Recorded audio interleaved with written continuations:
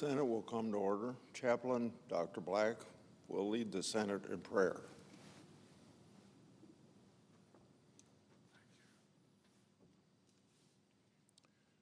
Let us pray. Gracious God, without you, we are but disappearing dust. Draw near to our senators, for in your presence they find their dignity, destiny, and direction.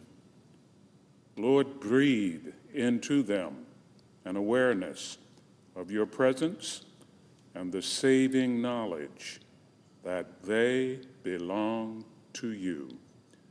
May this awareness inspire them to walk the days of their years in service to you and humanity. Help them to remember that you are changeless, nor is there any variableness in your judgment, mercy, and love. Remind them also that they can depend on you for the vindication of every just cause, the forgiveness of every confessed sin, and the strength for every setback. May they trust you to give them strength to work today for the glory of your name. We pray in your omnipotent name. Amen. You please join me in the Pledge of Allegiance. I pledge allegiance to the flag of the United States of America and to the republic for which it stands, one nation under God, indivisible, with liberty and justice for all.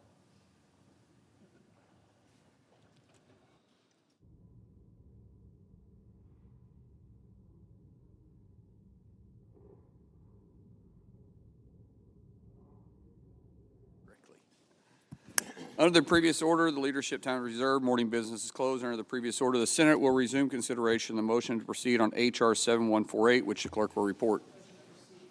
Motion to proceed to calendar 302, H.R. 7148, an act making further consolidated appropriations for the fiscal year ending September 30, 2026, and for other purposes. Mr. President. Senator from Iowa. Thank you, Mr. President. January is National Trafficking and Modern Slavery Prevention Month. For that reason, the senior senator from Nevada and I are introducing a resolution to raise awareness and honor the victims. Every day, victims are trafficked across the world. Each person has a role to play and ought to be vigilant in preventing the vulnerable from becoming victims of trafficking. As chairman of the Judiciary Committee, I'll continue to support legislation like the Working Family Tax Cut law to give law enforcement all the resources it needs to protect people from the scourge of human trafficking.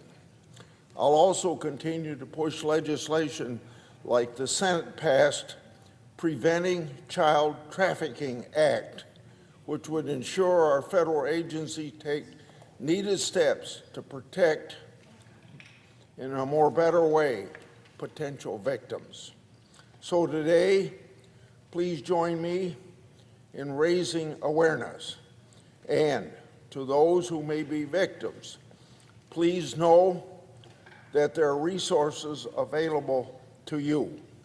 If you're in Iowa, please visit stophtiowa.org, or anytime and anywhere you can text HELP, H-L-P obviously, HELP to 233-733.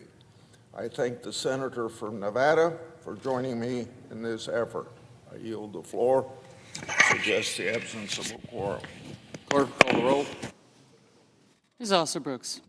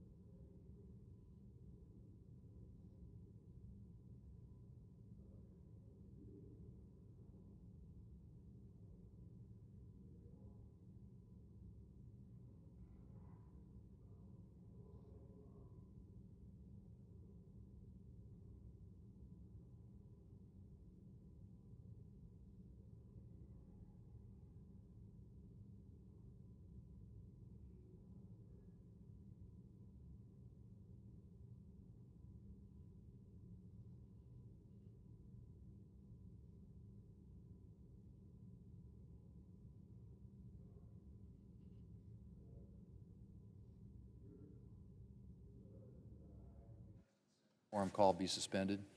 Objection. Thank you, Mr. President. Mr. President, there's almost nothing parents won't do for their children. From the moment they hand you that little bundle, your whole life becomes about giving them a better life, ensuring that they have every opportunity that you can give them, and setting them up for success. Most often, that starts with a good education. So last year, Republicans set out to support parents and empower them to make the choices they believe are right for their children's future. Mr. President, for decades now, the 529 Savings Plan has been a powerful tool for parents to save for their kids' education. At first, 529s could only be used for college. But in 2017, Republicans expanded the eligible uses of 529 plans to include K through 12 expenses as well. And in last year's Working Families Tax Cuts, Republicans again expanded 529 plans to include a number of education investments: tutoring, vocational education, homeschool materials, and continuing education. And on top of that, we doubled the amount that you can spend from your 529 account to $20,000 a year.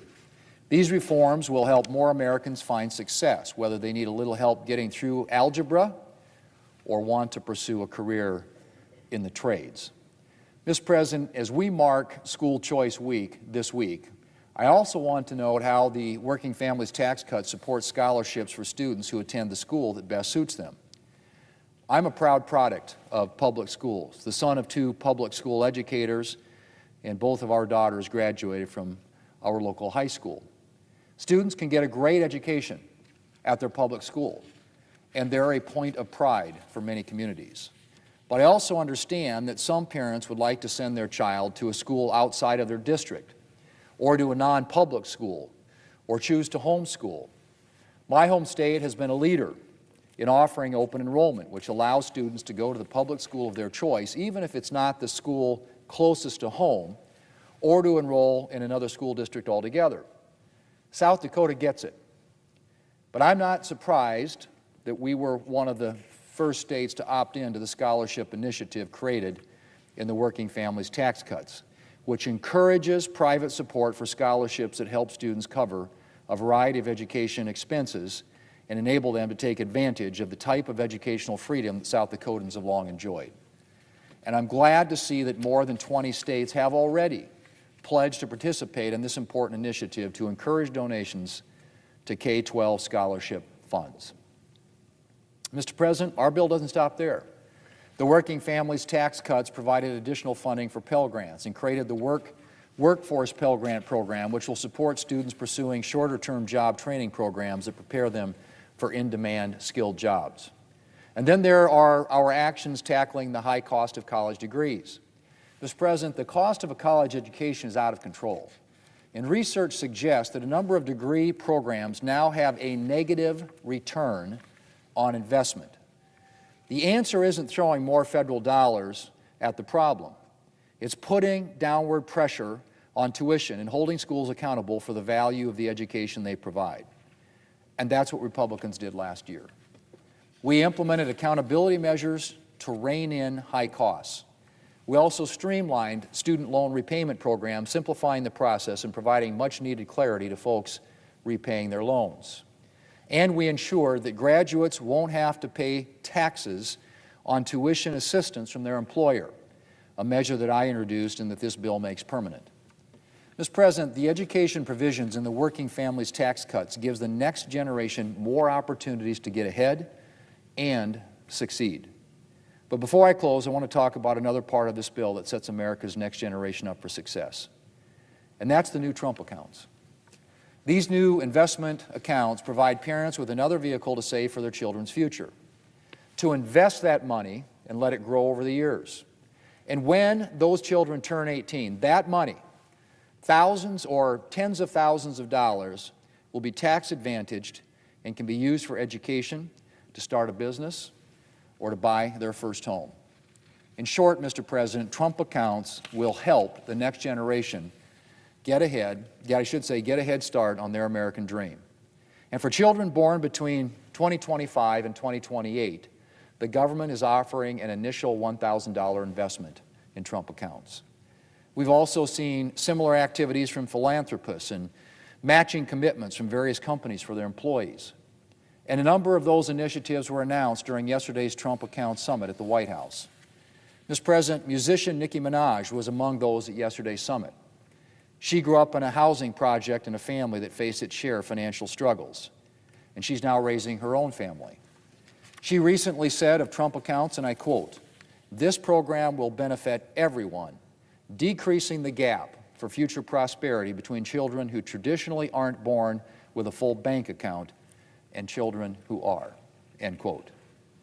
Mr. President, I hope that parents will take the opportunity to learn more about this option to invest in their children's future. Because the more people learn, the more they'll see the potential to set their children and an entire generation of Americans up for success. Mr. President, a good education is the key to opportunity. It's one of the best gifts that parents can give to their children. Thanks to the working families' tax cuts, the next generation will have greater educational freedom and be empowered to seize more opportunities and to find increased success. Our legislation puts our nation's children on a smoother path to achieving the American dream, and it gives a whole generation more opportunities to get ahead. Mr. President, I yield the floor, and I suggest the absence of a quorum. Clerk will call the roll. Ms. Alsterbrooks.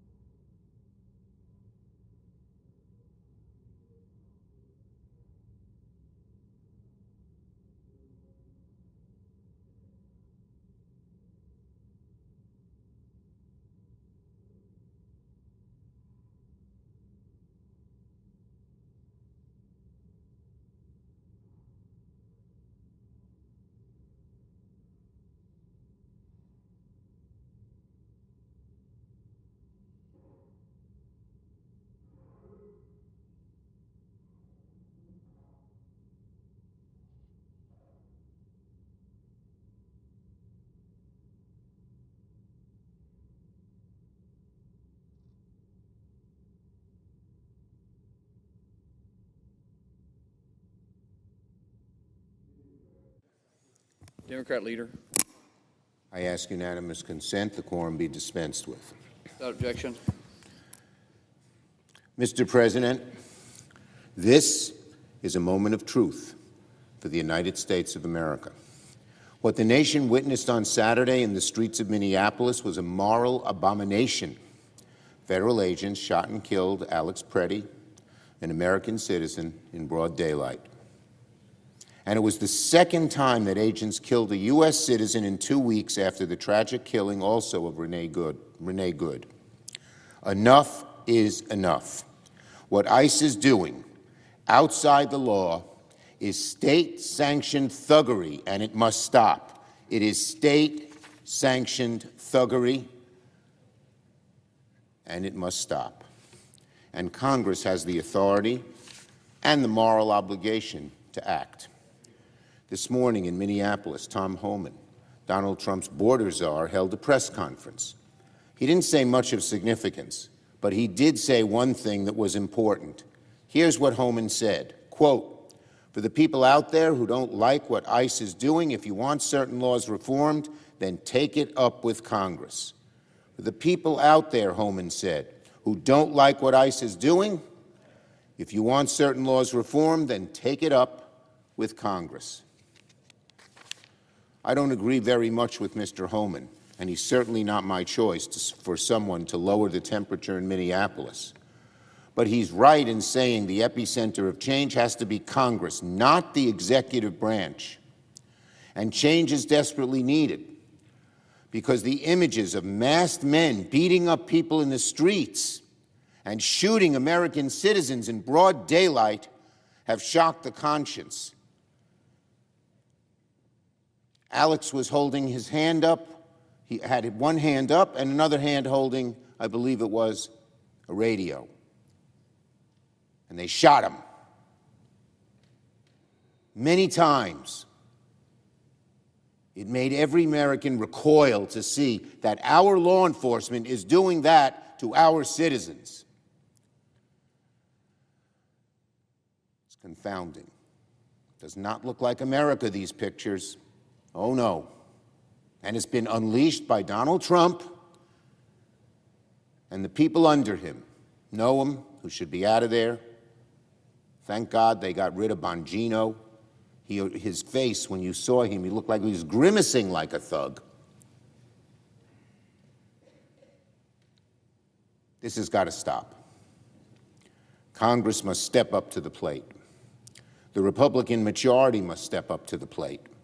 Republicans in Congress cannot allow this violent status quo to continue. They must work with Democrats on legislation, real legislation, strong legislation, to rein ICE in. Let me be clear. Democrats are ready to pass 5 bipartisan funding bills in the Senate. We're ready to pass them today. We're ready to fund 96% of the federal government today. But the DHS bill still needs a lot of work.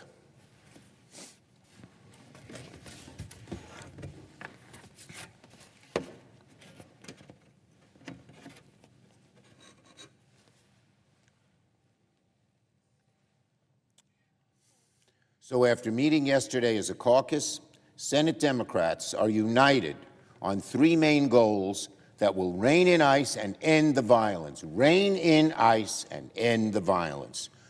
First, end the roving patrols. Second, enforce accountability. Third, masks off, body cameras on.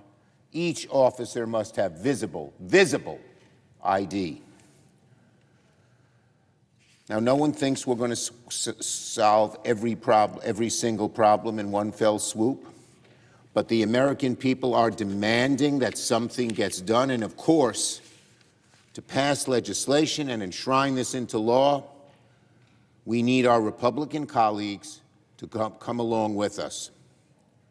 So again, first, we need to end ICE's indiscriminate patrols. We need to tighten the rules governing the use of warrants. ICE needs to stop the mass chaotic patrols. They need to work with state law enforcement, local law enforcement, not against them. That means no more ICE agents barging into people's homes without a judicial warrant.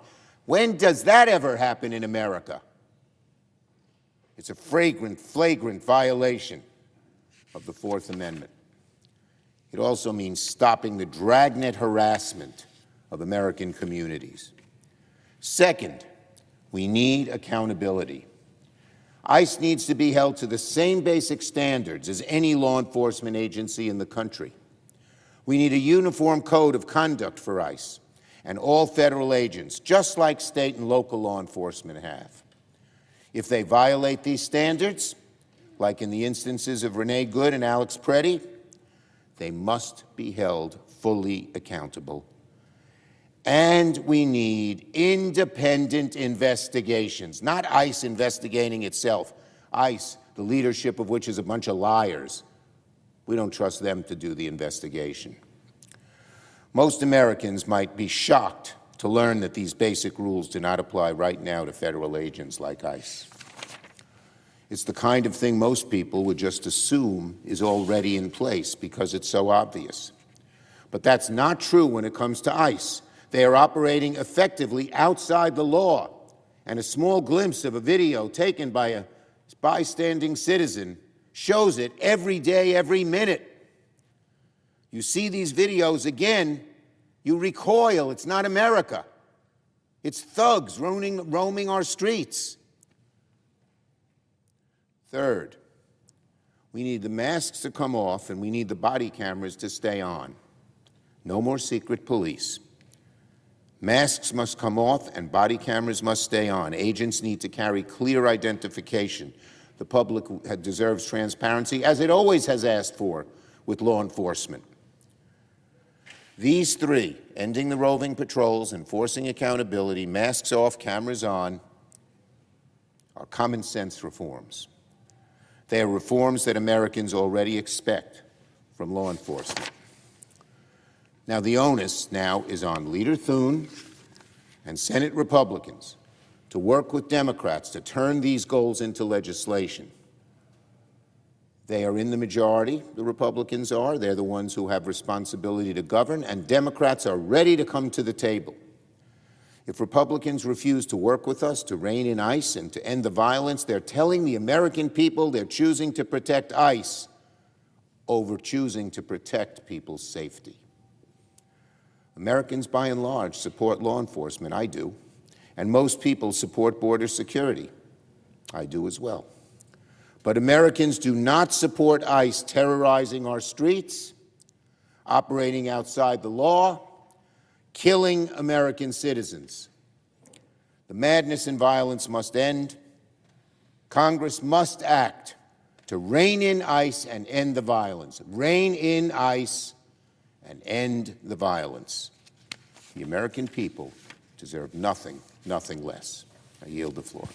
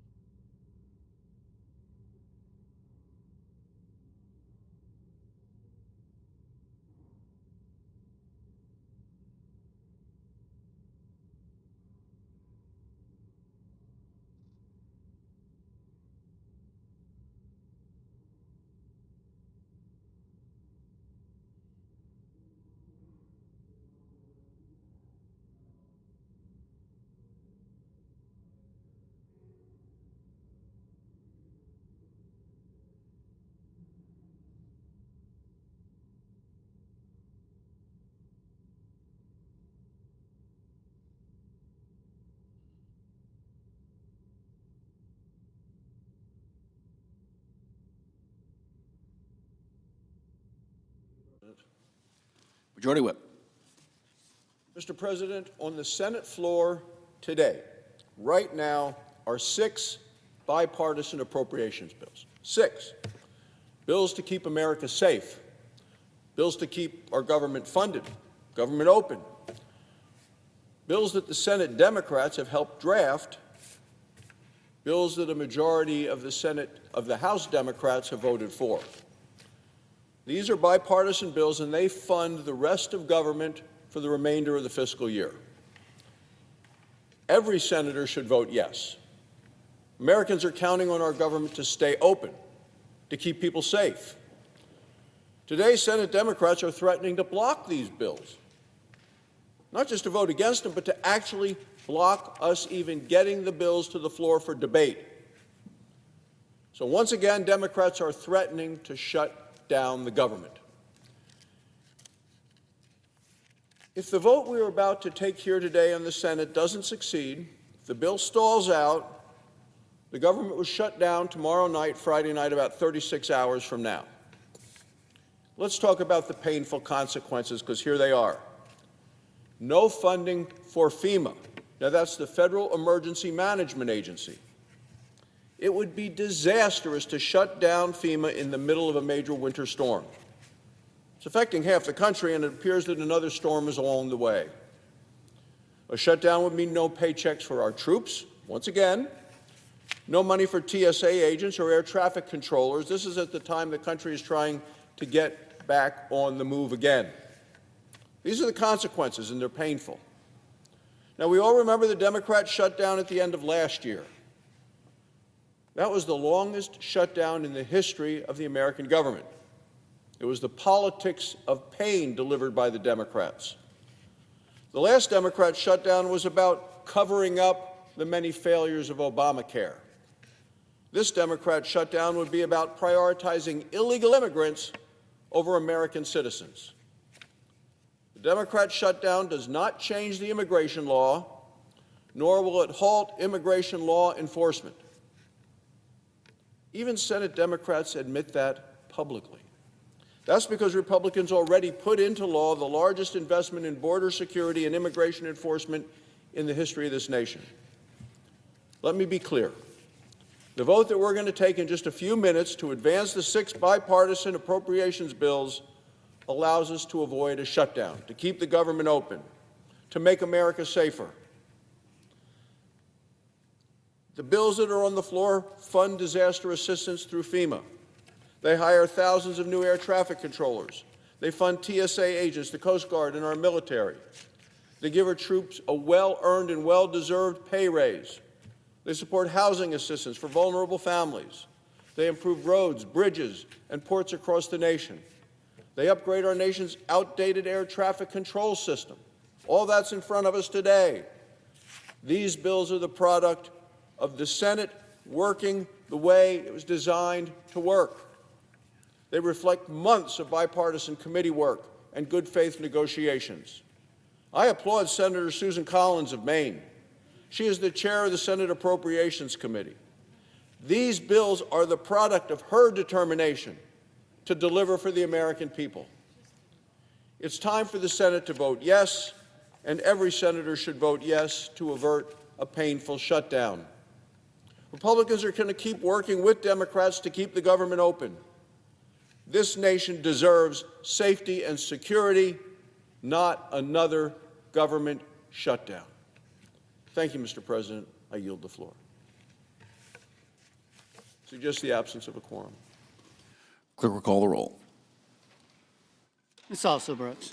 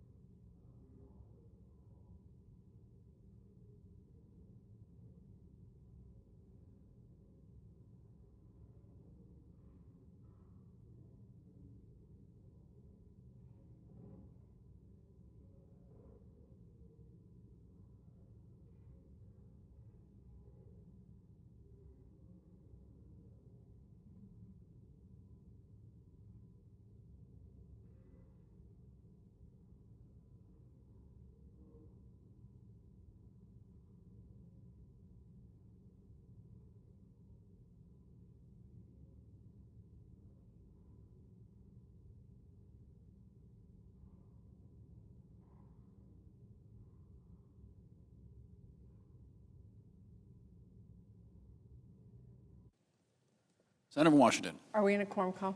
We are. I suggest that the quorum call be lifted. Without objection. Mr. President, Democrats have been very clear. We have 5 bills in this package we would be happy to pass today on their own. We are all in agreement on funding for child care, cancer research, air traffic controllers, our troops, and more. But we have also been clear that we cannot and will not move the DHS bill without real progress on accountability. ICE and CBP are out of control, and we cannot approve that bill until common sense reforms are included. That's what the vast majority of American people are demanding, and many Republicans now also say that must happen as well. So Congress, all of us need to act. Peaceful protesters and American citizens are being targeted, detained, attacked, and killed. We have to say no to what this president is doing. So while I am very glad to see the White House and Republicans are now talking with Democrats to finalize a plan to pass the 5 bills and split off DHS, until that deal is finalized, I will be a no on this vote. Thank you, Mr. President. I yield the floor. Mr. President. Senator from Maine. Mr. President, I ask unanimous consent to waive the mandatory quorum call in relation to the motion to proceed to calendar number 302, H.R. 7148. Without objection. Mr. President, I ask unanimous consent to be permitted to complete my remarks before the vote begins. Without objection. Thank you, Mr. President. Mr. President, I urge my colleagues to vote to end debate on the motion to proceed to the 6-bill package of appropriations legislation sent to us by the House of Representatives. These are fiscally responsible funding bills that reflect months of hard work and deliberation and contributions from members of both parties and on both sides of the Capitol. I would like to take a few moments to highlight some of the key aspects of these bills. Let's begin with the funding for the Department of Defense. This legislation provides U.S. military services with the funding needed to deter China and Russia, supports our service members and their families, and strengthens the defense industrial base. It addresses major funding gaps across the board, such as in shipbuilding. The bill provides a critical down payment toward an additional DDG-51, the workhorse of the U.S. surface fleet, and invest in additional Columbia and Virginia-class submarines. Mr. President, the bill also provides multi-year procurement authority for critical munitions production, a priority for the President. It funds drone and counter-drone technologies, which, as we've learned in both Ukraine and Israel, are increasingly changing the nature of the battlefield. And it contains security cooperation with close allies and partners whose growing defense capabilities are force multipliers for the United States and contribute to the deterrence of shared adversaries. This is especially true of our NATO allies, who are increasing their own domestic levels of military investment at the push and encouragement of President Trump, and appropriately so.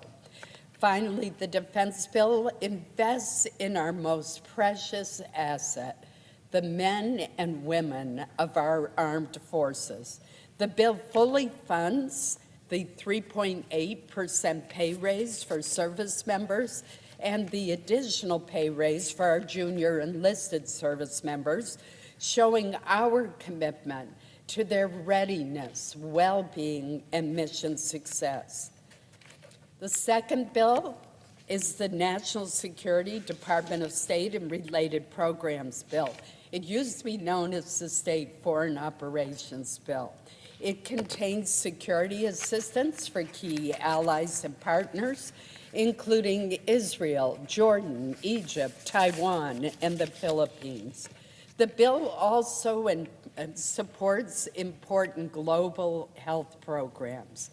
It continues support for the President's Emergency Plan for AIDS Relief, known as PEPFAR, which has saved a remarkable 26 million lives since 2003, including the lives of 8 million babies born to HIV-infected mothers. Mr. President, it's difficult for me to contemplate another global health program, and we have many good ones, that has had more of a positive impact than PEPFAR. In many ways, I think it was President George W. Bush's greatest legacy. Turning to the labor HHS bill, this appropriations would prioritize funding to help make Americans healthier, and it robustly funds life-saving biomedical research. This has been a top priority of mine, and I know of many other members as well, including the subcommittee chair, Shelley Moore Capito, and her ranking member, Tammy Baldwin. Funding for NIH is not decreased as was proposed in the administration's budget.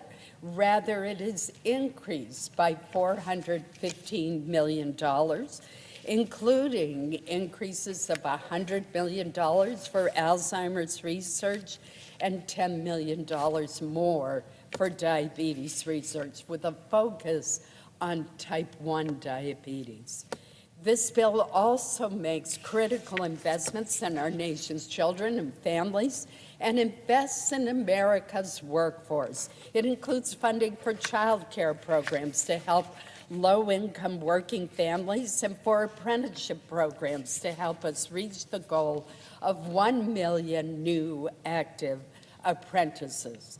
The bill also includes more funding for low-income heating assistance, which is absolutely crucial for states like Maine and is an issue that I have worked for years on with my Democratic colleague Jack Reed of Rhode Island.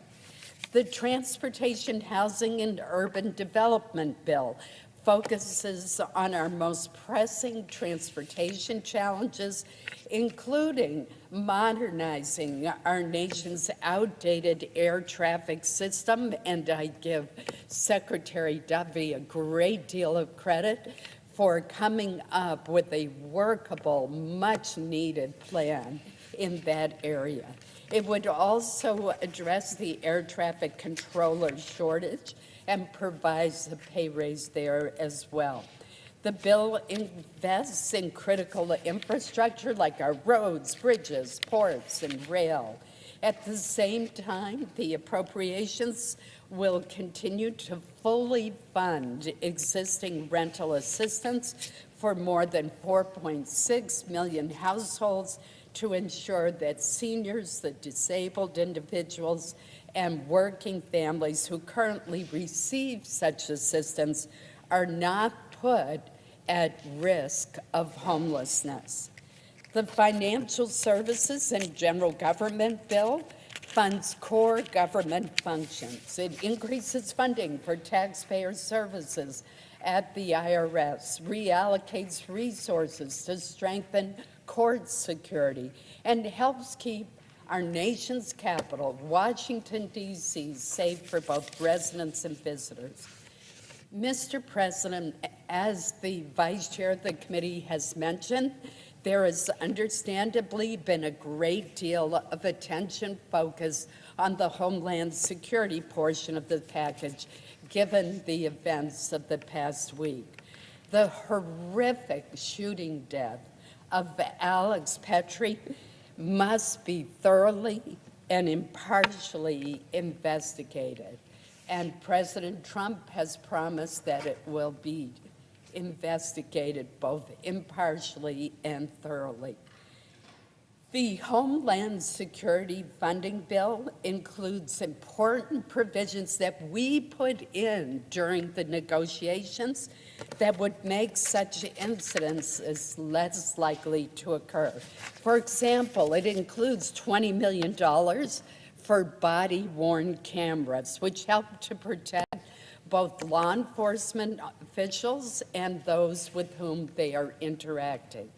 It includes $2 million to ensure that training requirements include how to de-escalate an encounter with protesters. Yet another important provision of the bill empowers the Inspector General to review and investigate detention centers. These are all critical reforms, but it does not mean that we cannot do more. But to do more, Mr. President, we need to get onto the bill so that we can make the critical decisions that are being negotiated by leadership in both the House and the Senate and the White House as to how we proceed. Do we split off the Homeland Security bill and pass the other 5, and put Homeland Security on a continuing resolution, which will, by the way, delay implementation of the 3 reforms that I just discussed? Or do we try to amend that part of the bill with the agreed upon additional precautions and safeguards? Can't do that if we don't get onto the package. It's also worth noting, Mr. President, that more than 80% of the funding in the Homeland Security bill is for non-immigration and border security functions. For example, 35% of the funding in the Homeland Security bill is for FEMA. And think about what FEMA is doing on the ground right now due to this horrific storm that we have experienced. It includes $35 billion for FEMA to help state and local governments prepared to respond to disasters, including funding for programs that help local law enforcement and our firefighters that are so important. It includes funding for the Nonprofit Security Grant Program that helps organizations like synagogues, churches, temples, and mosques protect themselves from terrorism. Mr. President, another important component of this bill supports our Coast Guard. Think of our Coast Guard personnel out in this terrible weather, being available to rescue our fishermen, our lobstermen, or others who are in trouble. The Coast Guard provides critical safety, security, and stewardship functions from Maine to the Caribbean to the Arctic and myriad places in between. The bill provides funding to secure our borders and to stop the flow of illegal drugs, money, weapons, and people being trafficked into our country by cartels and transnational criminal organizations. It includes funding for TSA to help keep Americans safe while they travel, as well as funding for a 3.8% pay raise for air traffic controllers to help address the serious workforce shortage that also can affect air safety. Mr. President, my hope is that we can come up with an agreement that allows us to proceed to this bill and to provide some additional safeguards. And those negotiations are underway right now. But if we don't get on to this package, we cannot change this package. And I think that our colleagues on the other side of the aisle need to recognize and acknowledge that. So I want to end by noting the tremendous work of the full committee staff, of my staff and Senator Murray's staff. I particularly want to acknowledge the hard work of Betsy McDonald, who has worked at night and day as the staff director. I want to thank our subcommittee chairs and ranking members and their staff who have worked so diligently and are so dedicated. I know the conversations are continuing even as we speak between the administration and Congress on how to complete action on the Homeland Security portion of this package. This morning's vote is about taking the first step, not the final step, to consider the package on the Senate floor. So I urge my colleagues to support cloture on the motion to proceed to this vital appropriations package. Thank you, Mr. President. The clerk will report the motion to invoke cloture. Cloture motion. We, the undersigned senators, in accordance with the provisions of Rule 22 of the Standing Rules of the Senate, do hereby move to bring to a close debate on the motion to proceed to calendar number 302, H.R. 7148, an act making further consolidated appropriations for the fiscal year ending September 30th, 2026, and for other purposes, signed by 17 senators. Under the previous order, the mandatory quorum call under Rule 22 has been waived. The question is it the sense of the Senate that debate on the motion to proceed to H.R. 7148, an act making consolidated appropriations for the fiscal year ending September 30th, 2026, and for other purposes shall be brought to a close? Yeas and nays are mandatory under the rule. The clerk will call the roll. Ms. Also Brooks, Ms. Baldwin, Mr. Banks,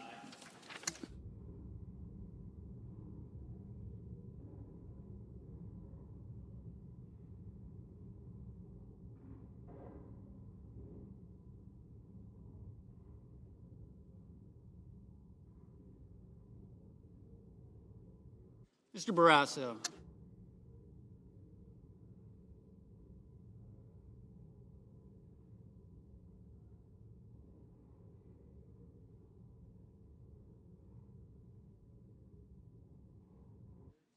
Mr. Bennett, Mrs. Blackburn,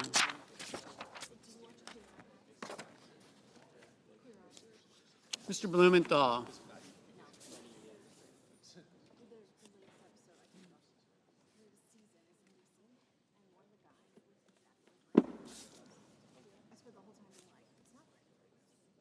Ms. Blunt Rochester, Mr. Booker, Mr. Bozeman, Mrs. Brett, Mr. Budd, Ms. Cantwell, Mrs. Capito, Mr. Cassidy, Ms. Collins, Mr. Coons, Mr. Cornyn, Ms. Cortez Masto, Mr. Cotton, Mr. Kramer, Mr. Crapo, Mr. Cruz,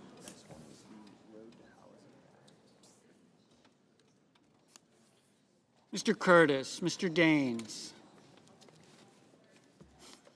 Ms. Duckworth, Mr. Durbin, Ms. Ernst,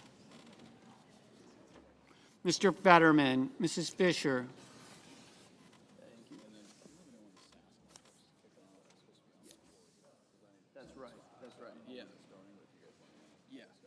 Mr. Gallego, Mrs. Gillibrand, Mr. Graham,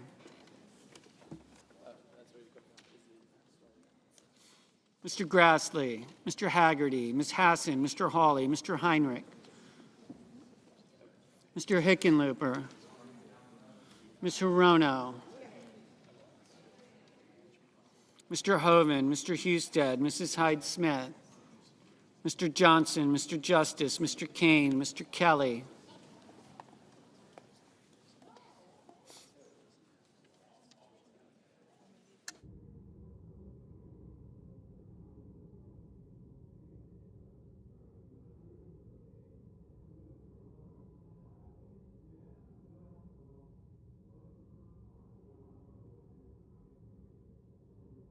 Mr. Kennedy, Mr. Kim, Mr. King, Ms. Klobuchar, Mr. Langford,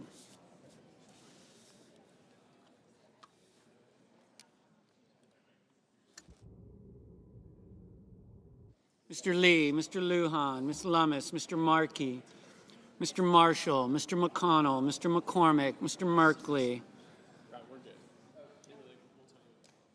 Mrs. Moody, Mr. Moran, Mr. Moreno, Mr. Mullen,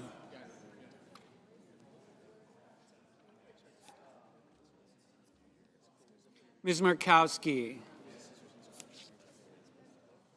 Mr. Murphy, Mrs. Murray, Mr. Ossoff,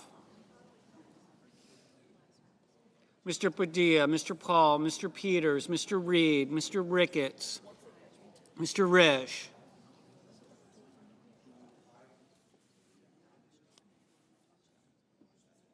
Ms. Rosen, Mr. Rounds, Mr. Sanders, Mr. Schatz, Mr. Schiff, Mr. Schmidt, Mr. Schumer, Mr. Scott of Florida, Mr. Scott of South Carolina, Mrs. Shaheen, Mr. Sheehy, Ms. Slotkin, Ms. Smith, Mr. Sullivan, Mr. Thune, Mr. Tillis, Mr. Tuberville, Mr. Van Hollen, Mr. Warner,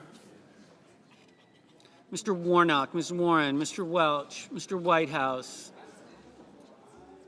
Mr. Wicker, Mr. Wyden, Mr. Young.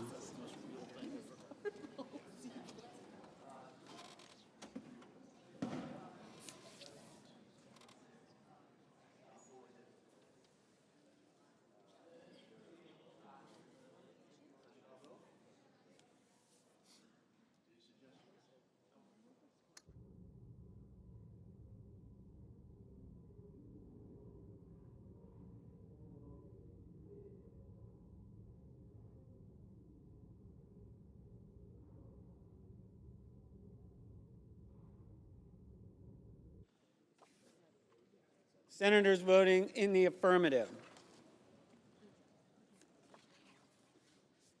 Banks, Capito, Cassidy, Collins, Cornyn, Daines, Grassley, Hyde-Smith, Mullen, Rounds, Sheehy, Wicker. Senators voting in the negative: Cantwell, Gillibrand, Hassan, Hickenlooper, Murray, Padilla, Peters, Reed, Schatz, Smith.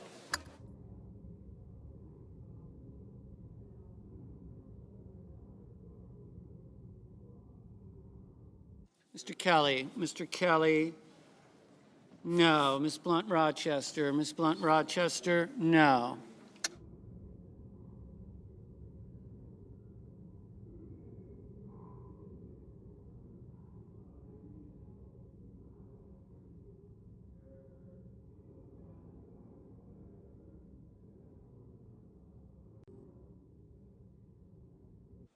Mr. Thune. Aye.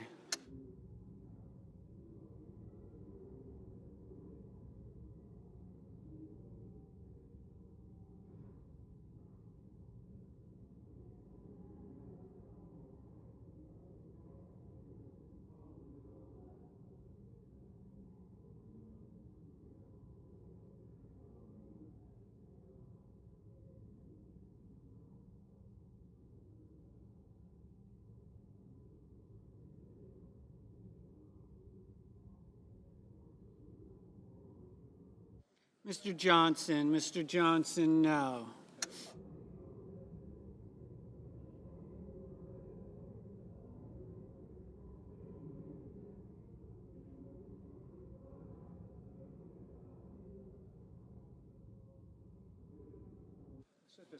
Mr. Durbin, no. Mr. Schiff, no.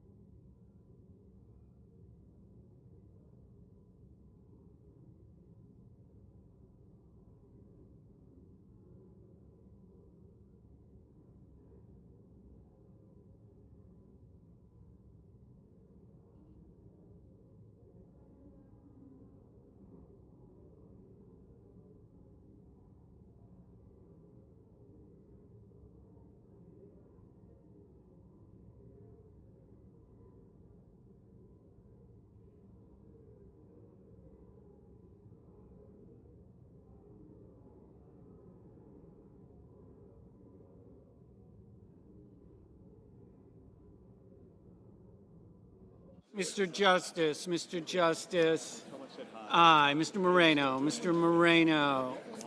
aye. Mr. King, no.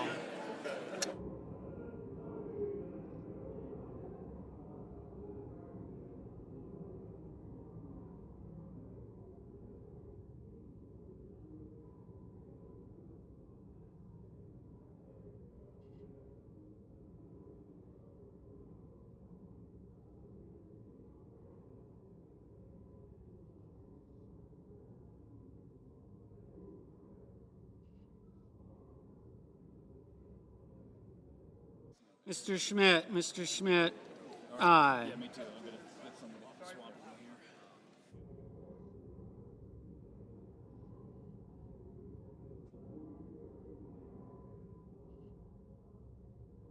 Mr. Wyden, no. Friends. There's no friendship.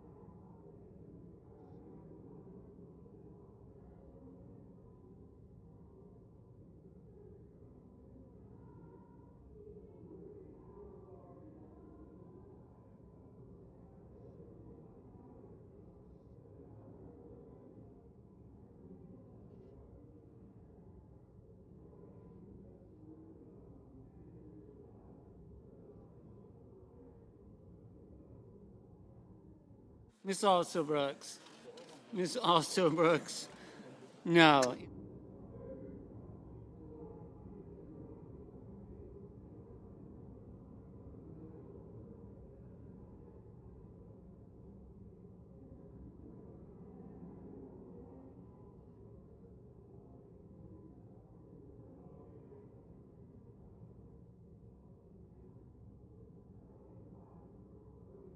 Ms. Baldwin, Ms. Baldwin, no. Mrs. Shaheen, Mrs. Shaheen, no. Mr. Merkley, Mr. Merkley, no.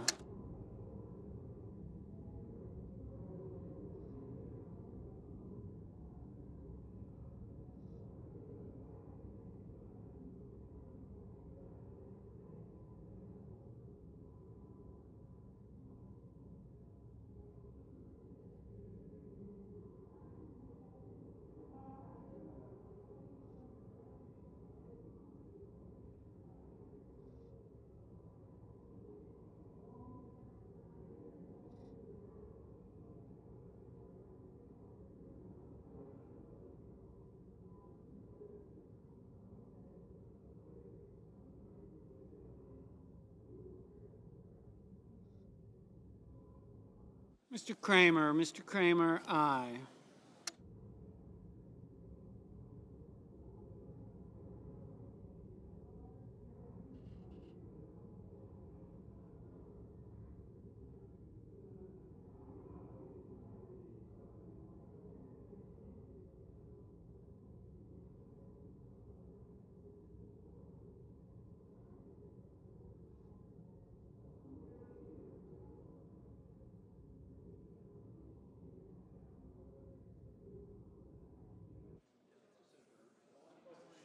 Ms. Ernst, aye.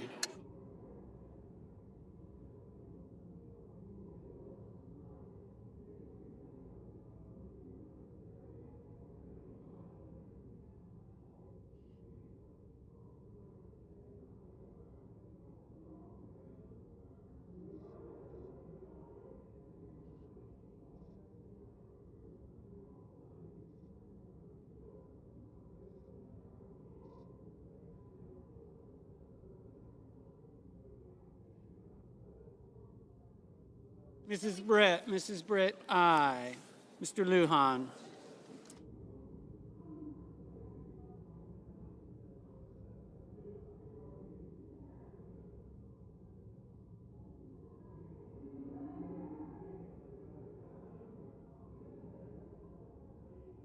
Mr. Lujan, no.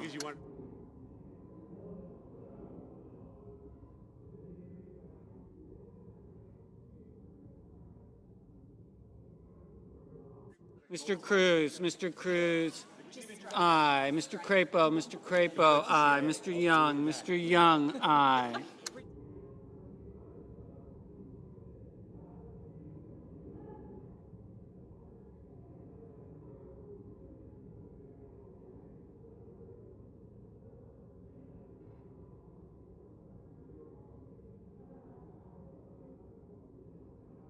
Mr. Curtis, aye. Mr. Tillis, aye.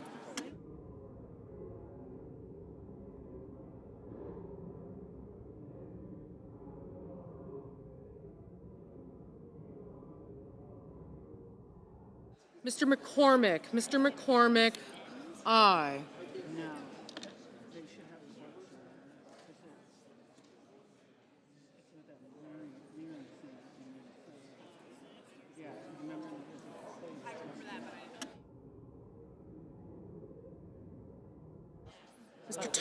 Mr. Tuberville, no. Mr. Fetterman, no.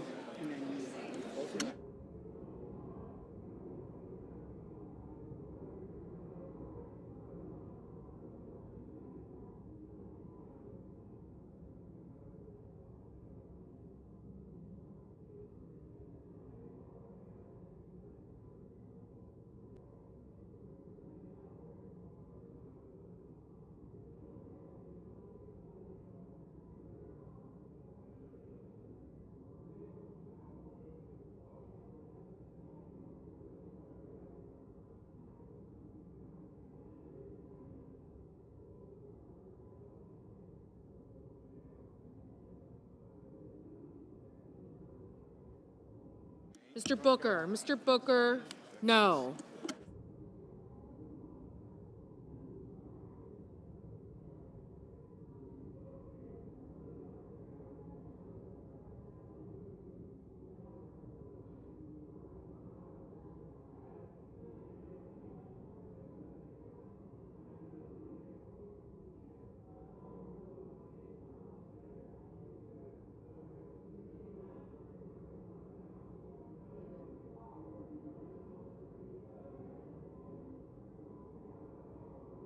Mr. Warner, no.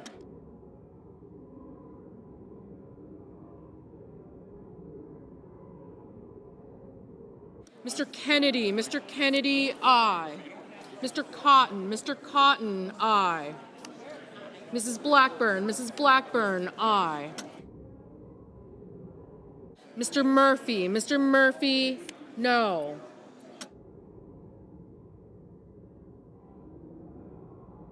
Mr. Lee, no. Mr. Sullivan, aye.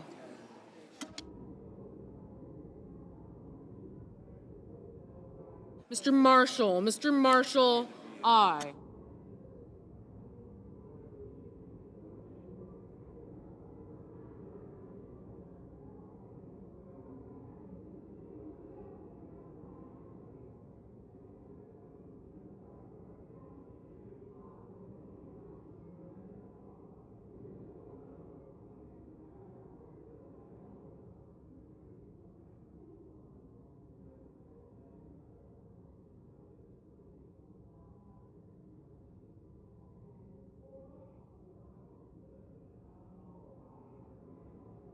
Mr. Paul, no. Mr. Budd, no. Mr. Bozeman, aye.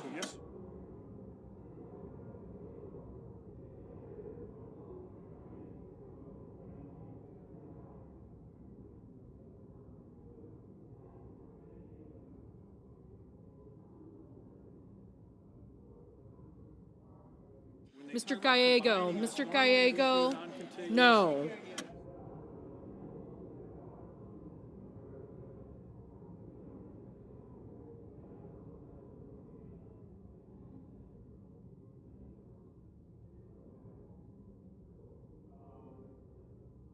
Ms. Hirono, no.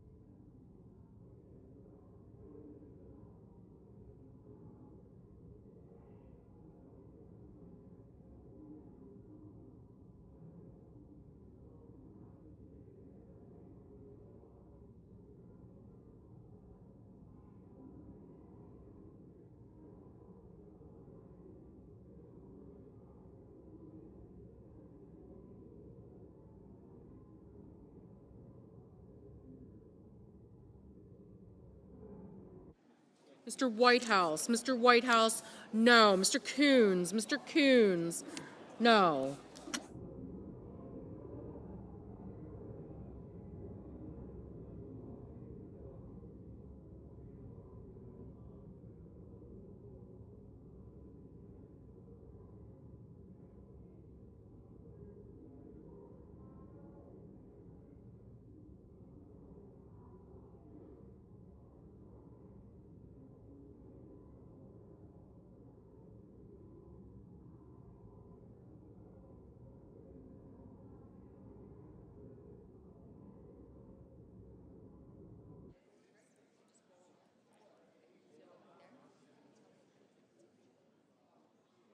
Mr.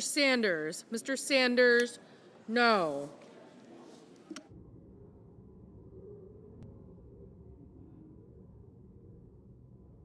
Mr. Blumenthal, no.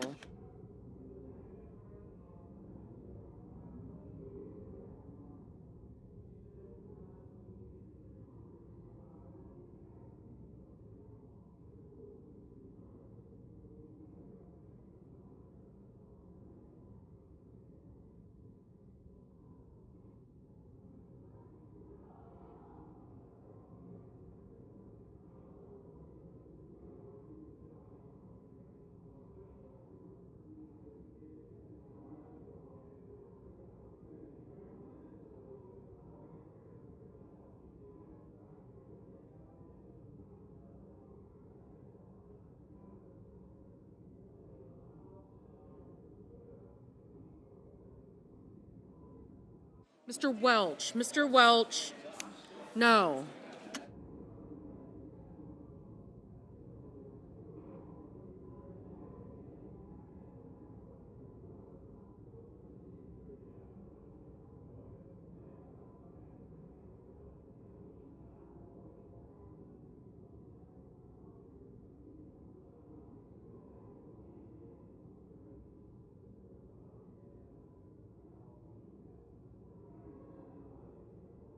Mr. Scott. Mr. Scott of Florida, no.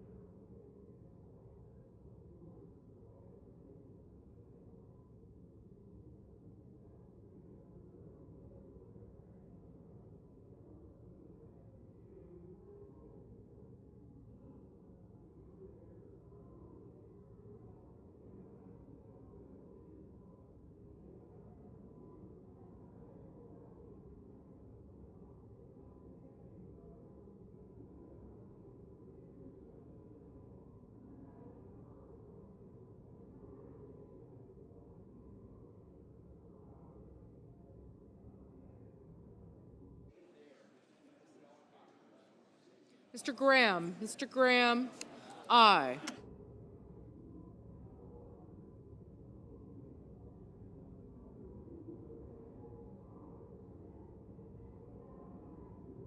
Mr. Bennett. Mr. Bennett, no. Mr. Kim. Mr. Kim, no.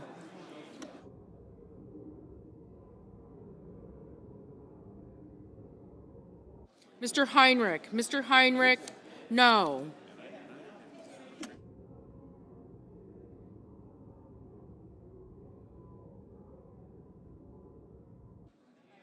Ms. Murkowski. Ms. Murkowski, aye.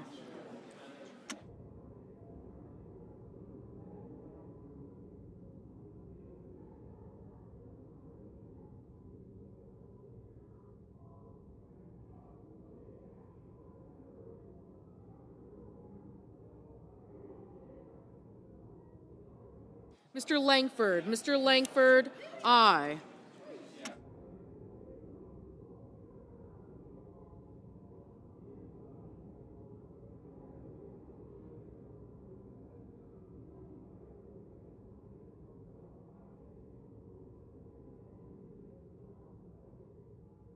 Mrs. Moody. Mrs. Moody, no.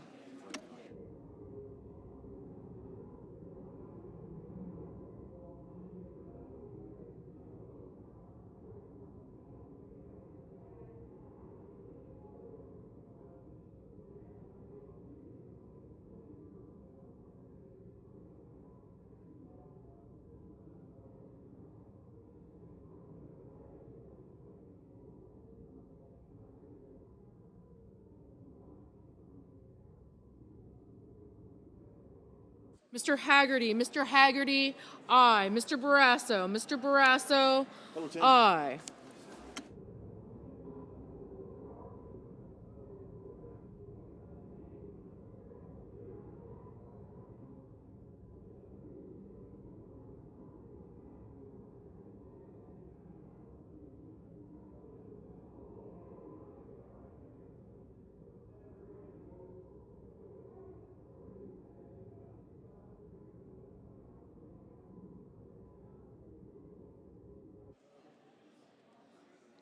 Mr. Scott. Mr. Scott of South Carolina, aye.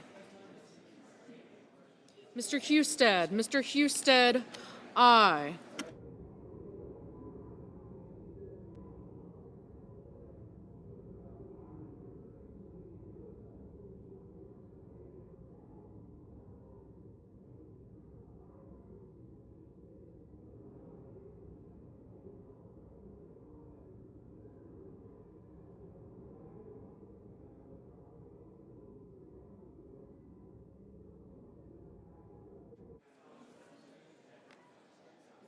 Mr. Markey, Mr. Markey, no.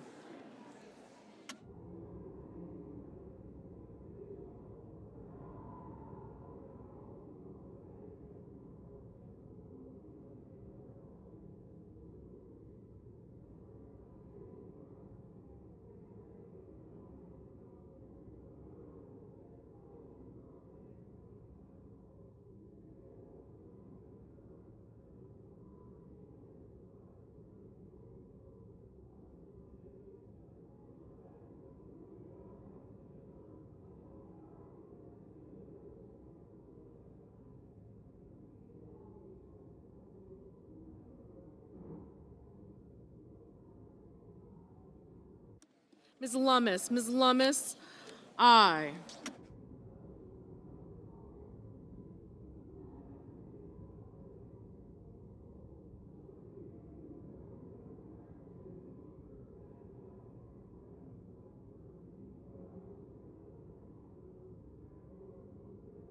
Ms. Slotkin, no. Mr. Ricketts, aye.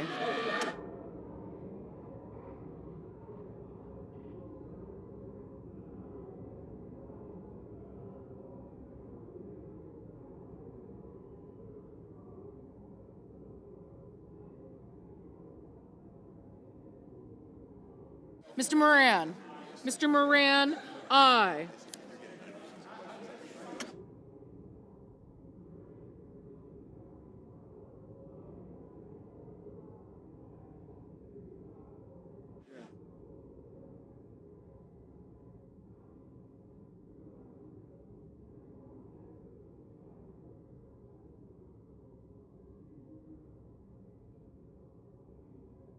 Ms. Cortez Masto, no. Ms. Klobuchar, no. Mr. Kane, no.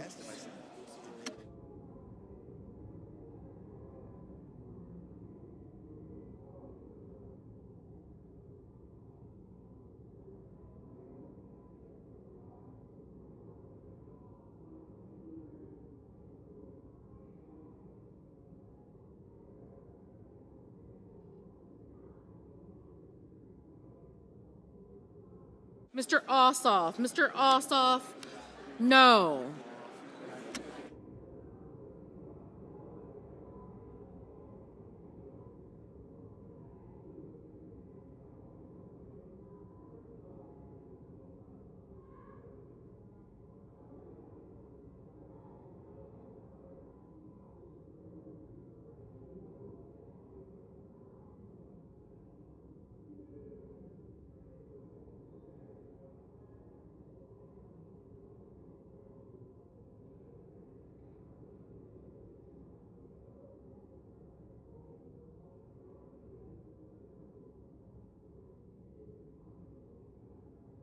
Mr. Hawley, aye.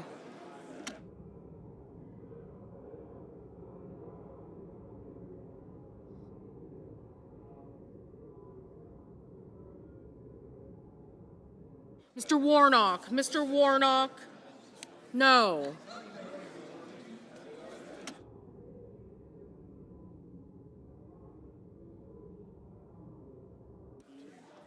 Ms. Warren, no.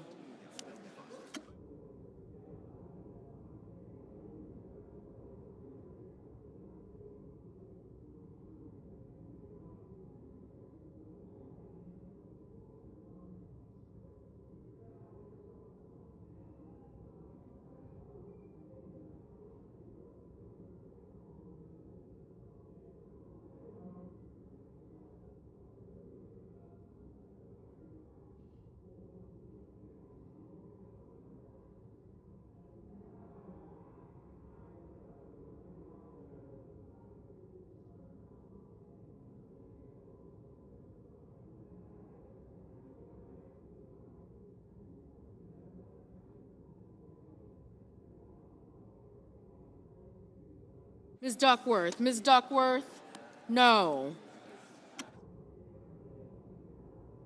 Mr. Van Hollen, no.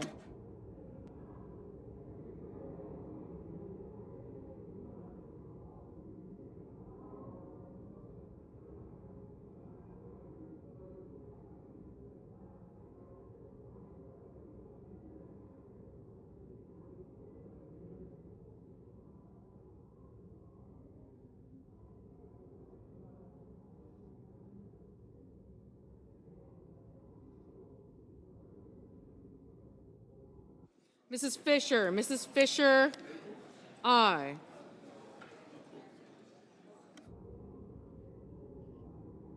Ms. Rosen. Ms. Rosen, no.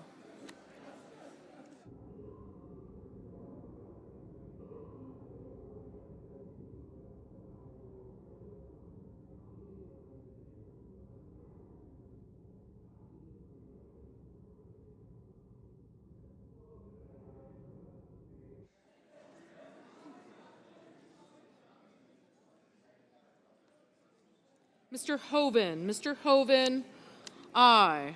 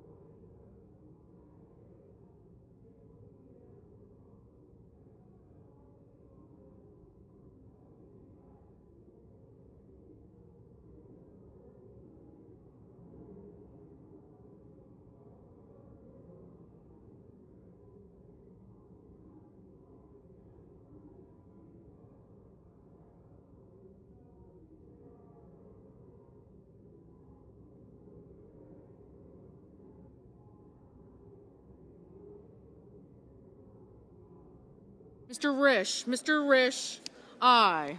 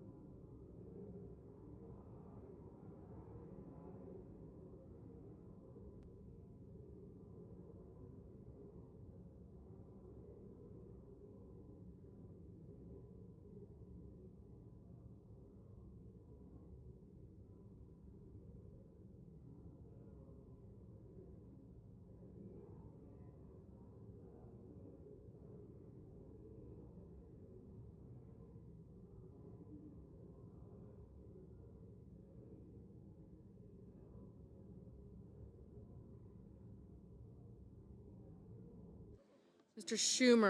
Schumer, no.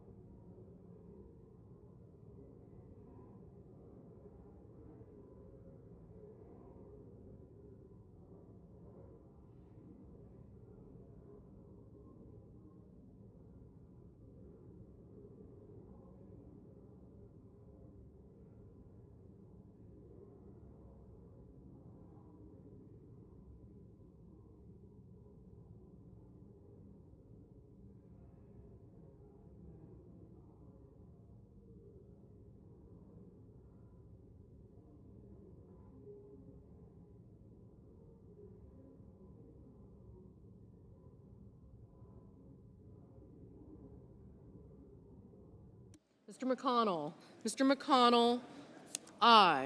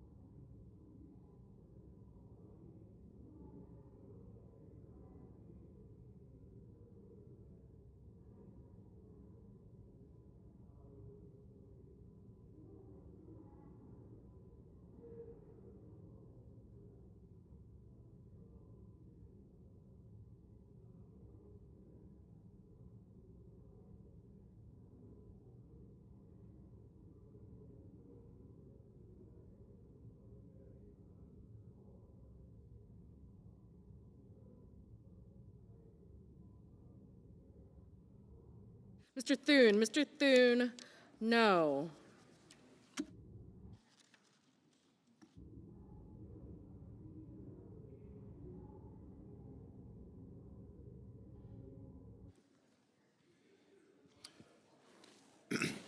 On this vote, the yeas are 45, the nays are 55. 3/5 of the Senate duly chosen and sworn not having voted in the affirmative. The motion is not agreed to. Mr. President. Majority Leader is Mr. recognized. President, I enter a motion to reconsider. The motion is entered.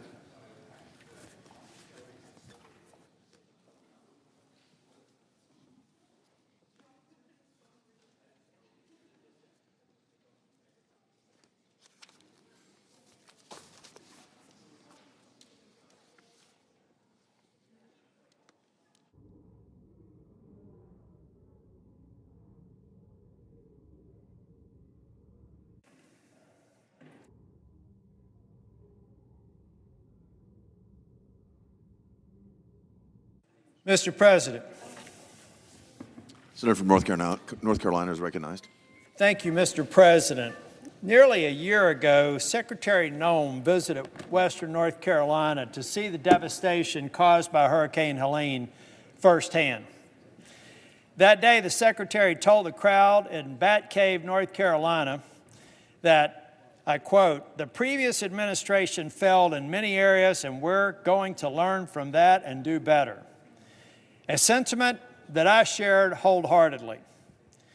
Secretary Nome highlighted some of the actions taken in the early days of President Trump's second term to remove all the red tape that previously slowed the department down and western North Carolina's recovery.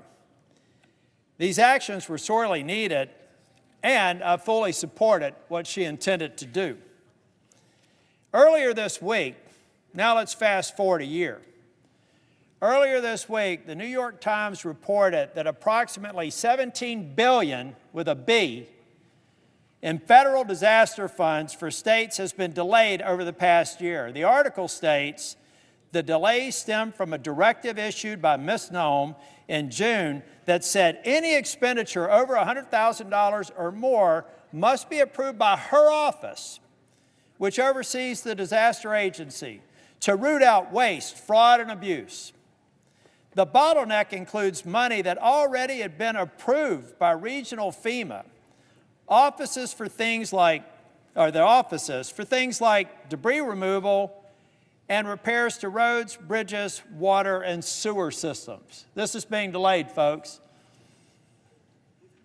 This new reporting sadly confirms what the people of western North Carolina have known for the past year.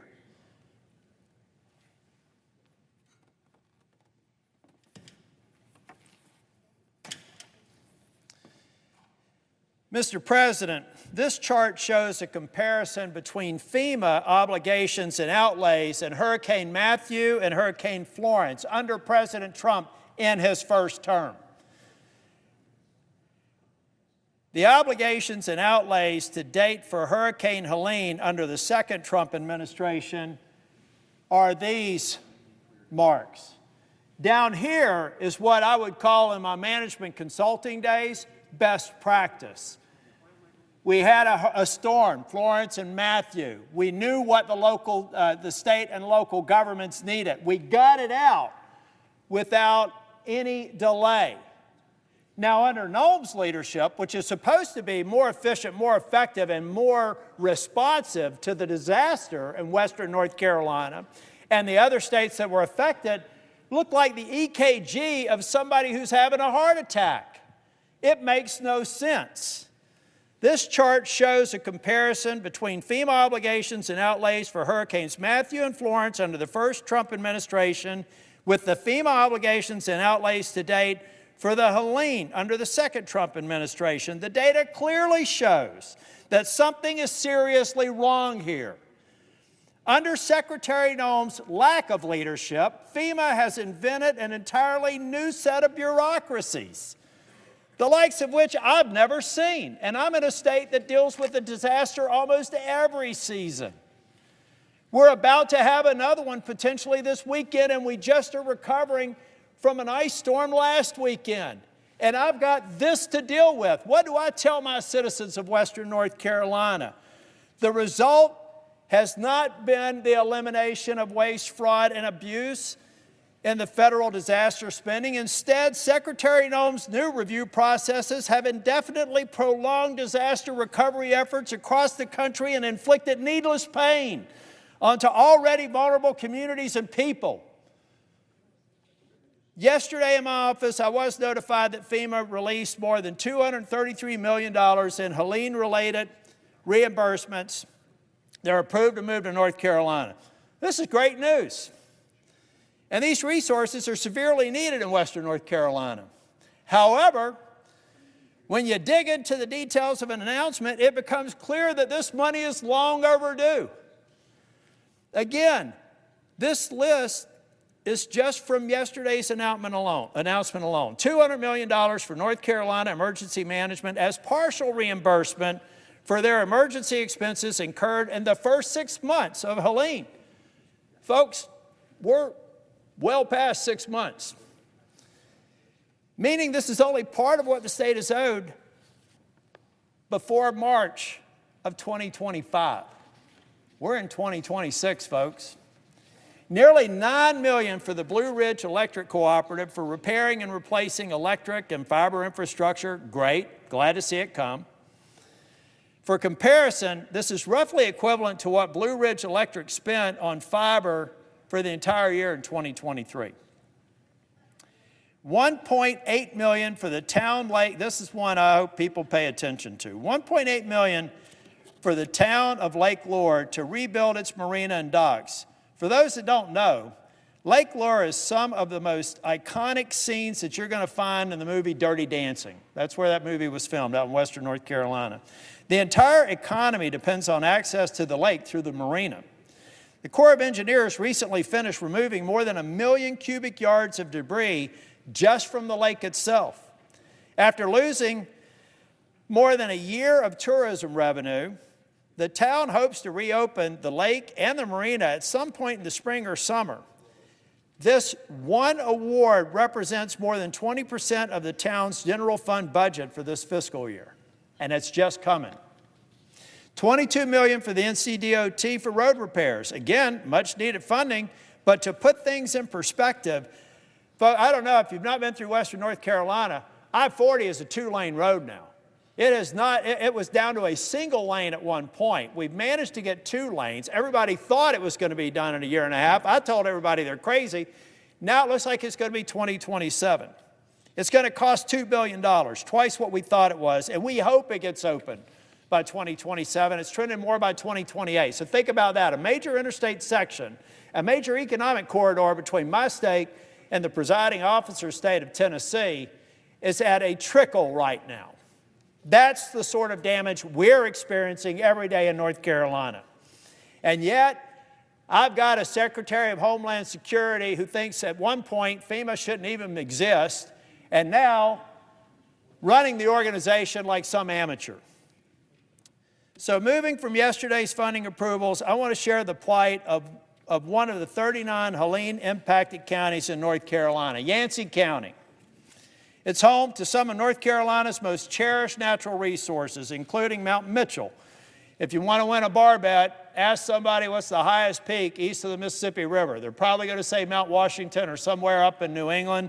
It's actually in the great state of North Carolina at almost 6,700 feet, a little over. But Yancey County was at the epicenter of Hurricane Helene's impact in North Carolina. There's a good chance that if you remember any of the devastating images of the aftermath of Helene, you're probably thinking about Burnsville, the Yancey County seat. To date, Yancey County has incurred $50 million in debris removal, cost alone for hurricane, far exceeding the annual budget of the county of $37 million. You would think that today, more than 16 months after Helene, Yancey County would have received a significant amount of funding from FEMA to help recover from some of this historic devastation. Well, you'd be wrong under the so-called leadership of Secretary Noem. As of today, Yancey County received a grand total of $5.7 million from FEMA. remember, we're talking about a $50 million debt right now, a $50 million deficit in a small county. $5.7 million. Of that, only $3 million of it was for debris removal. In fact, Yancey County has not even been approved for a $5 million community disaster loan that the county began application process for in October of 2024, after the hurricane impact.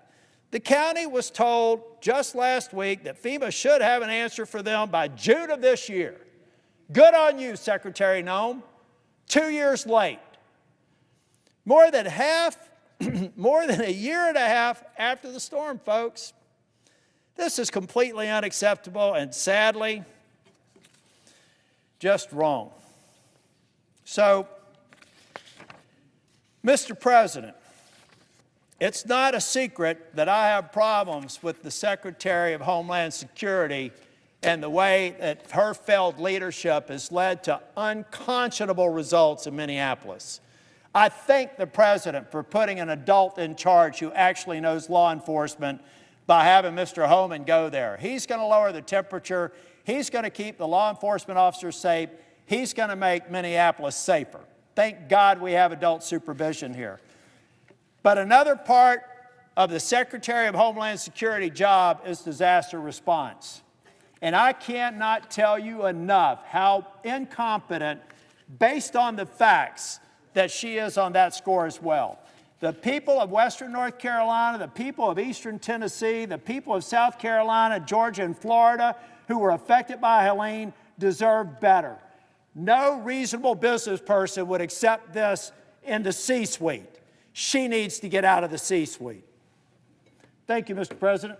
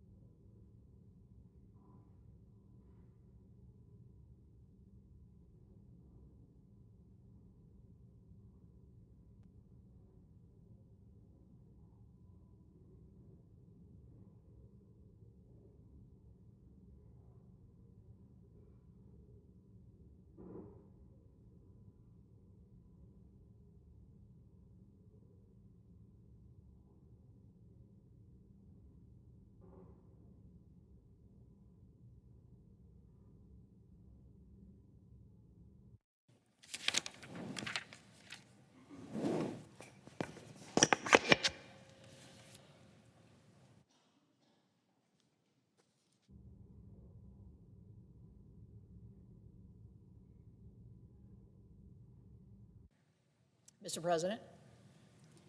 Senator from West Virginia is recognized. Thank you, Mr. President. I have 6 requests for committees to meet during today's session of the Senate. They have the approval of the majority and minority leaders. Duly noted. Thank you, Mr. President.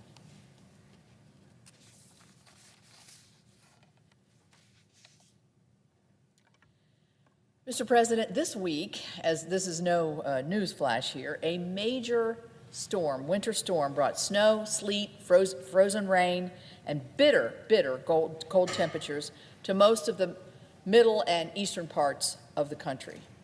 I rise today to really highlight the dispatchable baseload power, coal, natural gas, and nuclear, what the role that those items played in keeping the 200 million Americans impacted by this winter storm safe and warm.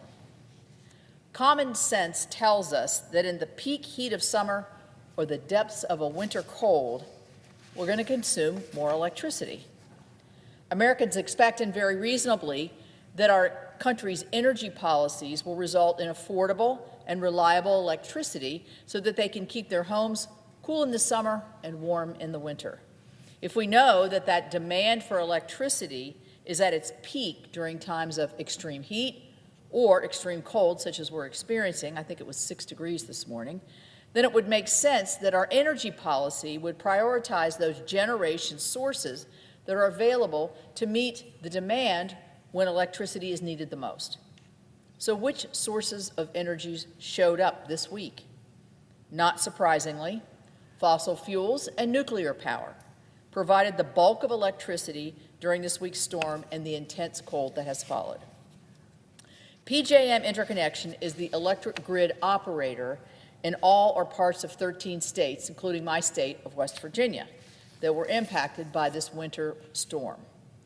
In a filing with the Department of Energy, PJM projected that its highest ever winter peak electricity demand would take place on Tuesday morning of this week.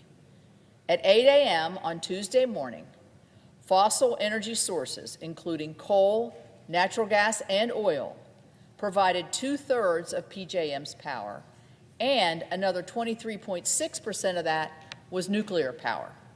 So that means that at a time of record winter electricity demand, 90% of the load was shouldered by baseload energy sources. And electricity is just part of the story, because natural gas is also used for residential heating in many of the same areas, providing energy beyond what is reflected in energy generation sources. This chart here really shows, it's from the Energy Policy Resource Foundation, and it shows the PJM electricity generation by source for the past week. It illustrates just what I've said, that fossil fuels and nuclear carried the load across PJM throughout this week's winter storm and its aftermath. The solid blue here represents nuclear. It stayed solid, like you would a baseload energy resource. Similarly, the red shows the reliable supply of electricity from our coal plants.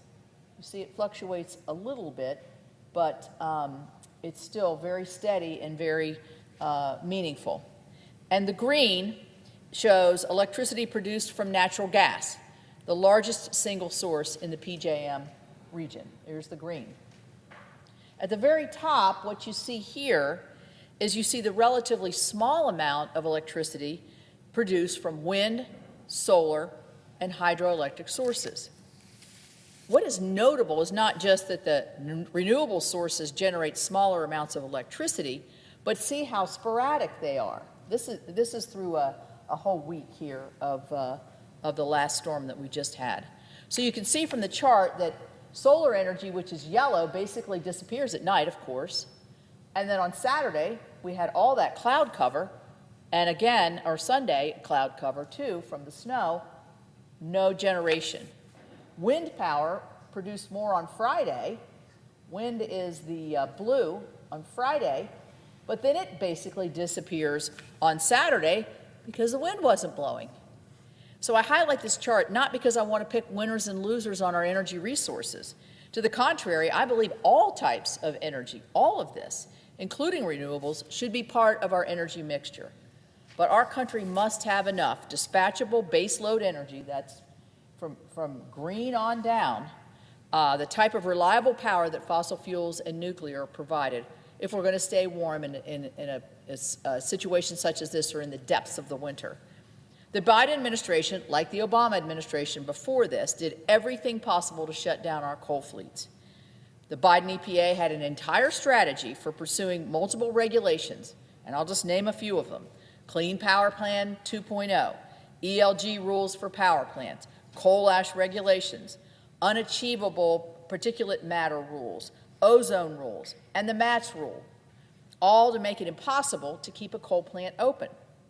As the Wall Street Journal editorialized on Monday, coal is an especially valuable part of our grid during periods of peak winter demand because months of fuel can be stockpiled on site at a plant. We see this all over West Virginia because we have not just the resource but the power generation from it, and it can be used to supply more electricity when natural gas is also needed for residential heating. On the oil and gas side, the Biden administration imposed a natural gas tax designed to make energy more expensive for consumers. the administration canceled the Keystone XL pipeline and, working with their allies and state governments, stood in the way of pipelines that could move abundant natural gas produced in West Virginia, Pennsylvania, and Ohio to gas-starved areas in our Northeast and in our Southeast. I was very proud of the bipartisan work that we did in passing the ADVANCE Act to make nuclear licensing more efficient. But even that overwhelmingly bipartisan bill took years longer to pass because of a handful of Democrat opponents. So I'm glad that we had sufficient dispatchable power to make it through the winter storm this week, but I'm not convinced we would have if we had continued the Biden administration radical opposition to the energy sources that people rely on to keep them warm in the winter and cool in the summer. I appreciate President Trump and EPA Administrator Lee Zeldin, Energy Secretary Chris Wright, and others across the administration for their common sense approach to regulation that allows us to keep producing and utilizing the energy resources that we need, especially during periods of peak demand. So going forward, I will continue working with my colleagues on both sides of the aisle to lock in common sense permitting reform so that projects of all types, including sources of dispatchable baseload electricity, can be permitted through a fair and efficient process. So I'm going to switch gears here to another hat that I wear, and I want to talk about another topic, and that is the progress that we've made in restoring a functioning appropriations process and the critical importance of the work before us. But first, I would like to thank our appropriations leaders, Chair Collins and Vice Chair Murray, as well as Leader Thune. I applaud them for their steadfast commitment to return to regular order, and I'm glad to see that our work has brought these bills to the Senate floor. In particular, I'm proud of the work that we accomplished in a bipartisan fashion in my Labor, Health, and Human Services Education and Related Agencies bill. It's a big bill. I'd like to thank all of my fellow committee members for their input.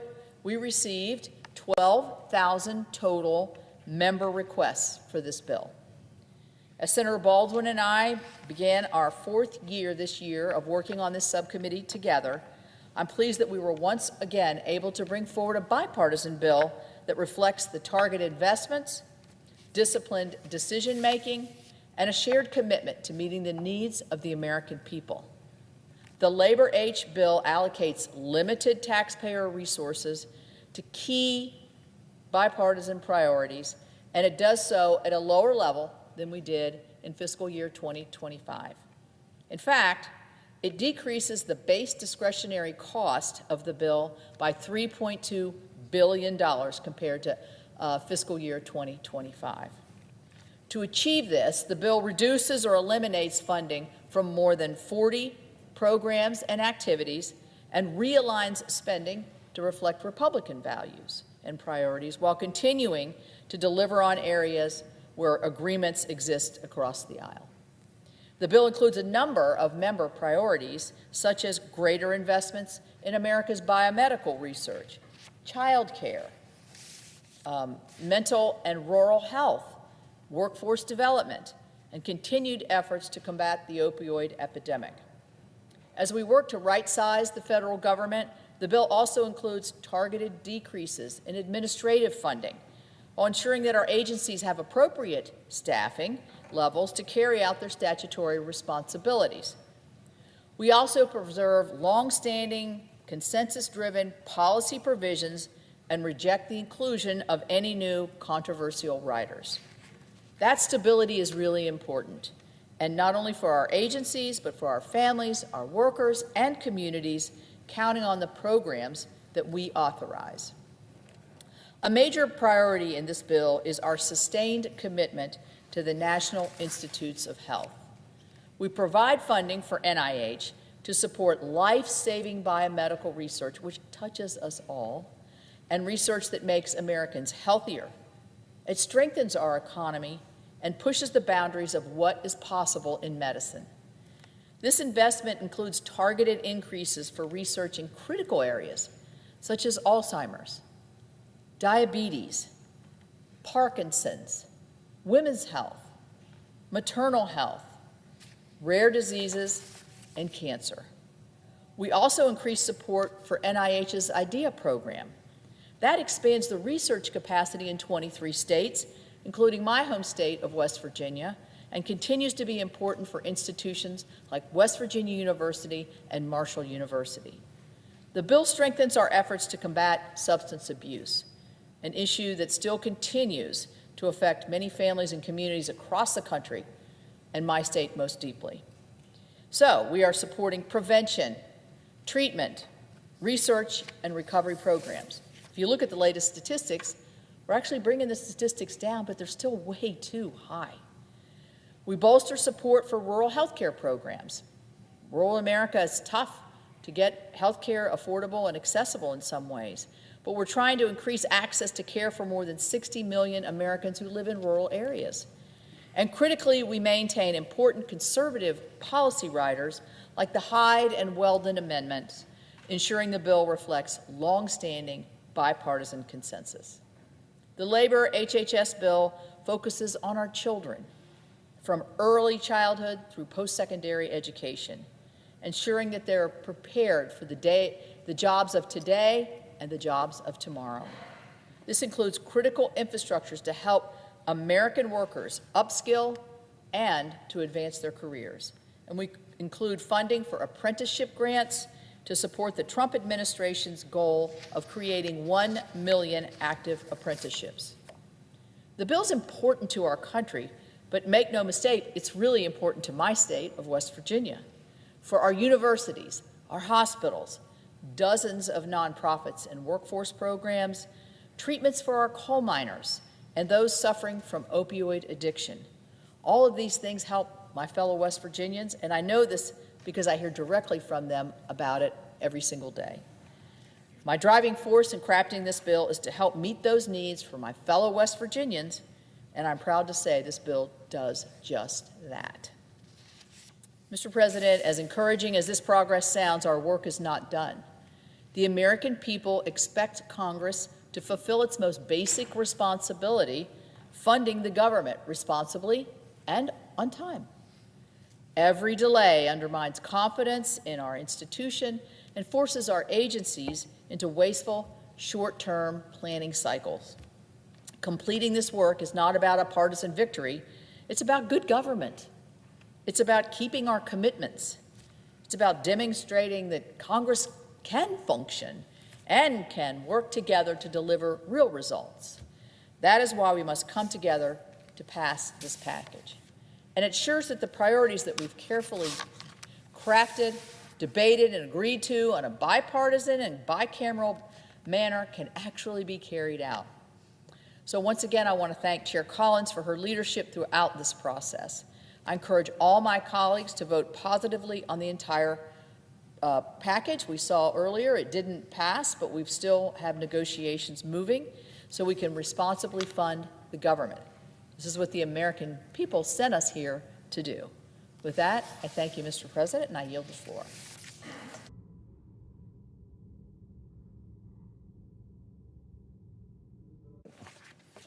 Senator from Kansas is recognized.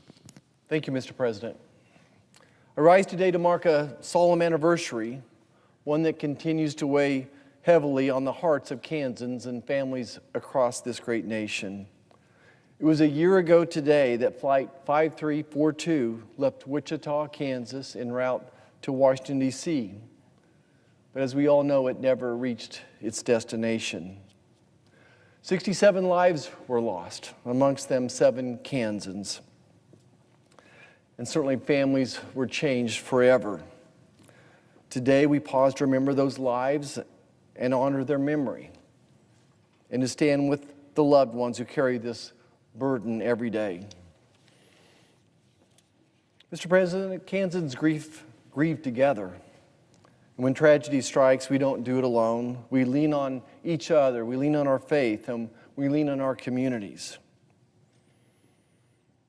But today we just want to remember those who were lost. Remembering these were Kansans. They were sons and daughters, husbands and wives, parents, friends, and co-workers.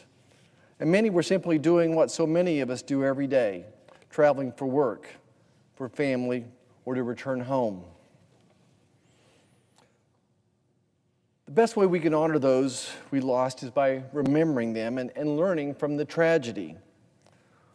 We've tried to ensure there was full accountability since this tragic accident. We tried our best to ensure complete transparency. And then take a look to the future to see what could we do for safety of future flights. And certainly we owe it to their families and to the memory of these loved ones to pursue these improvements and never forget why it matters. I recall a phone call early the next morning from the mayor of Wichita, Kansas, Mayor Lily Wu, and she asked me, and we have a good friendship, she said, Roger, what can I tell the people of Wichita so that they know that it's safe to travel on this flight? And she pointed out, this is the busiest runway in all of America, and she asked me, why was a military helicopter in that airspace? So I picked up the phone and I asked our Secretary of Transportation and our Secretary of Defense that same question. Why would a helicopter be in that airspace? And they, at that moment, or shortly minutes after that, they grounded any helicopters from being in that airspace. And then what did the Senate do? I'm so proud of what my colleagues have done. Senator Moran has helped lead the charge on that and many others. But we passed the Rotor Act out of the Senate, which would implement common sense reforms to ensure a tragedy like this never happens again. And I would hope that our colleagues on the House side would also pass this bill and we can get it to the President's desk. So just in closing, Mr. President, here we are a year later, and we're here to remember, to honor, and try to figure out the best ways to move forward. But at the end of the day, we want the families of those back home to remember that we've not forgotten about their loved ones and that their lives did matter. And I think I'd be remiss not to express gratitude to the first responders that we met that night out in the frigid cold, sacrificing their lives, diving into the chilly waters in hopes of finding someone who they could save. So thanks to all of our first responders. And finally, of course, we pray that God would continue to comfort the families who lost their loved ones. Thank you, Mr. President, and I yield back.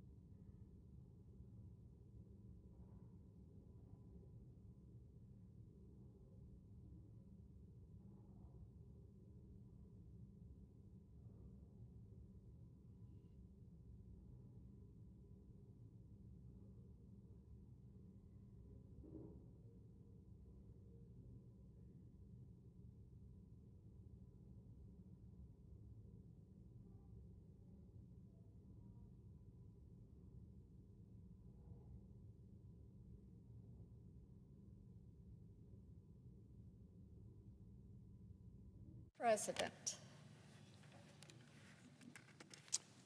The senator from Tennessee is recognized. Thank you, Mr. President.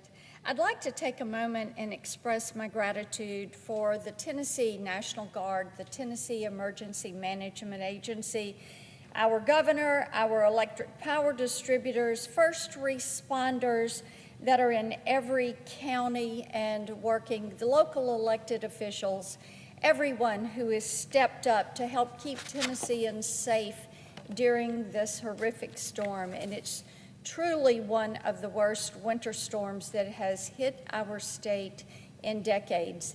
At its peak, you had over 200,000 people in the Middle Tennessee area that were without any power. Days later, people are still waiting for that power to come back on. We are hearing from some people that they've been told it is going to be days or weeks before that power is restored. And we know that everyone is working as quickly as they can to restore this. We're grateful for the support that has come from surrounding states in order to help in ours. And we know people are really braving these downed power lines, these hazardous roads, frozen pipes, frigid temperatures, and we have lost 13 individuals connected to the storm. And I'm joining all Tennesseans in mourning their loss, praying for their families. And we also are focusing on making certain that roads are cleared, that water mains are repaired, and power is restored. I'm continuing to get updates from mayors across our state, and especially there in the mid-state, and so grateful for the President Trump's swift approval of Governor Lee's emergency declaration request so that we can get our state the resources that we need. And as we recover, I encourage everyone to stay off the roads, stay home, be mindful of all the recovery crews that are out working, and to stay safe. Mr. President, I ask unanimous consent that the next portion of my remarks be placed separately in the record. Without objection.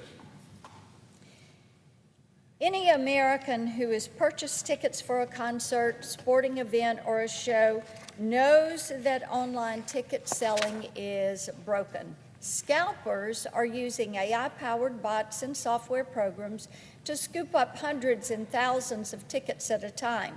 They're forcing some events to sell out within just a minute or two of the window opening for ticket purchase. With no other options, consumers are forced into the secondary or resale market, and scalpers are marking up ticket prices to extreme rates. The consequences have been disastrous for the ticket selling marketplace.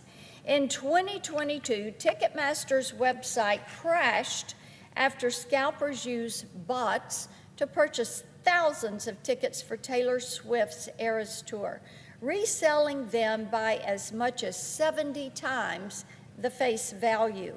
One of the scalpers involved in the fiasco is a U.S.-based company, actually located in Maryland. It's called Key Investment Group. Now, they purchased more than 375,000 event tickets over the course of a year. In the process, they cleared millions of dollars in markup resale.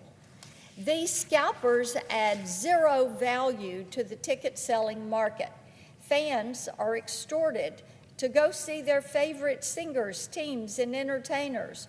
Performers do not see a dime of the money that these bots and scalpers are skimming. And this practice is illegal. In 2016, I led the enactment of the Better Online Ticket Sales Act, or the BOTS Act, which prohibits ticket scalpers from using software to purchase high volumes of tickets. Yet, under the Biden administration, the FTC rarely enforced the law, and scalpers like Ticketmaster turned a blind eye and bypassed the safeguards to prevent mass ticket buying. In some cases, the company allegedly engaged in bait-and-switch schemes with scalpers to drive up the ticket price. Live Nation, the company that owns Ticketmaster, even allegedly provided tech support for scalpers by helping them aggregate tickets purchased from multiple Ticketmaster accounts. The reason? It's simple. If Live Nation enforced its ticket purchasing limits, then Ticketmaster would lose $220 million in resale revenue. But by working with the scalpers, it was able to collect fees at 3 different points in the purchase and resale process. This extortion of the American people is inexcusable. That's why Republicans and the Trump administration are demanding accountability from ticket sellers and cracking down on the fraudsters. In September, Senator Lujan and I sent a letter to Live Nation's president demanding answers about his company's abusive practices. And yesterday, I chaired a hearing from the Senate Commerce Committee on Consumer Protection, Technology, and Data Privacy on live performance ticket sale practices. We had the opportunity to hear from Kid Rock, who explained how bot scalpers harm the entertainment industry. I also questioned a representative of Live Nation who had no explanation for why his company is putting fraudsters ahead of hardworking Americans. Thankfully, the FTC under President Trump and Chairman Ferguson have launched several enforcement actions under the BOTS Act, including against Live Nation, Ticketmaster, and scalpers like Key Investment Group. Unlike the Biden administration, the Trump administration is enforcing the BOTS Act as it is intended to hold accountable both ticketing platforms and scalpers. In the entertainment industry, nothing is more important than the relationship between the performer and their fans. With the exploitative practices of these scalpers and Ticketmaster, bot-powered scalpers threaten that bond. Republicans are doing everything possible to hold these criminals to account. Mr. President, I yield the floor. I note the absence of a quorum. Clerk will call the roll. Ms. Elsa Brooks.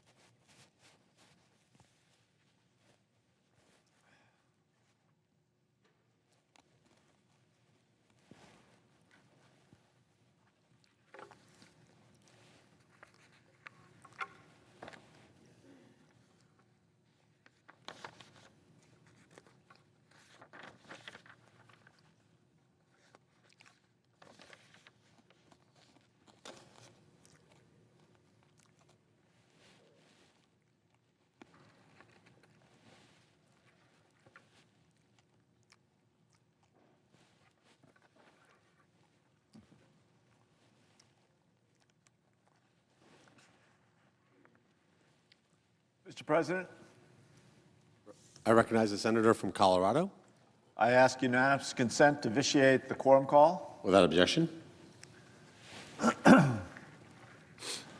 Mr. President, we like to believe that when democracy erodes, that it's unpredictable and in some ways out of our control. But history tells us a different story. Authoritarianism rises through a time-tested playbook. These leaders have learned which moves weaken opponents, which tactics will rally a crowd, and which moments of fear or crisis work best to their advantage. They don't need to invent new strategies. They can run familiar plays. There's one target we're watching this administration go after the hardest, and that is the truth. They begin by attacking every source of independent information. They start with universities and colleges. They move on to our largest research institutions. They've discredited or tried to discredit every journalist whose reporting differs from their own narrow point of view. In doing so, they've tried to make the administration and the president the sole source of truth.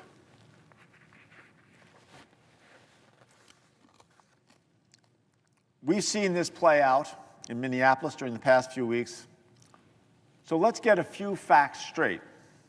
On January 7th, ICE officers shot and killed Renee Good while she was in her own car. She was a mother of 3, originally from Colorado Springs. Then again, this past weekend, Americans watched the videotape of federal immigration agents shooting and killing Alex Preddy. They fired 10 times in 5 seconds. It's sickening. No family should have to witness their loved one being killed in such a fashion, and yet, obviously, Alex's parents did. His parents live in Colorado. I connected with them earlier this week. Among other things, they wanted to make sure that we do everything we can to make sure that Alex's name is out front, that we keep their son's story alive, to make sure that his life wasn't lost in vain. They've asked for truth and accountability. And what they're getting, what all of us are getting, are excuses and lies about their son. The reality of who Alex Preddy was doesn't fit the administration's playbook. So they're filling the airwaves with lies, repeating them over and over and over to try and somehow get them to stick. DHS Secretary Noem, within hours of Preddy's death, said, and I quote, "It looks like a situation where an individual arrived on the scene to inflict maximum violence and to kill law enforcement," end quote. Next, it was Greg Bovino, Trump's now-fired Border Patrol commander, saying Preddy intended, and I quote, "to massacre law enforcement," end quote, and that he, quote, "violently resisted."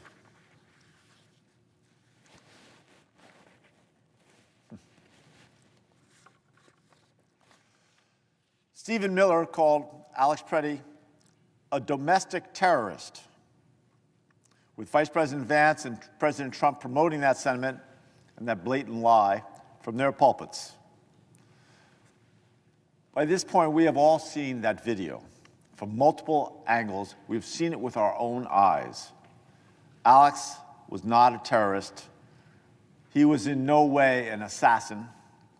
He was a U.S. citizen exercising his First Amendment right to protest ICE's lawlessness. This week, families in Eagle County, Colorado, experienced another type of cruelty that fits into this administration's playbook. They found death cards held up in the automobiles of their family members who were taken away by ICE agents. These cards, I hold one up here, have a history of being used by white supremacist groups to intimidate people of color. Death cards is what they call them. These cards found in Colorado had the address and the phone number of the Aurora ICE detention facility printed on them. Aurora is a sister city, neighboring city to Denver. Now imagine just for a second that you haven't heard from your brother, your sister, and when you finally find their empty, abandoned car, it has one of these death cards sitting in the driver's seat.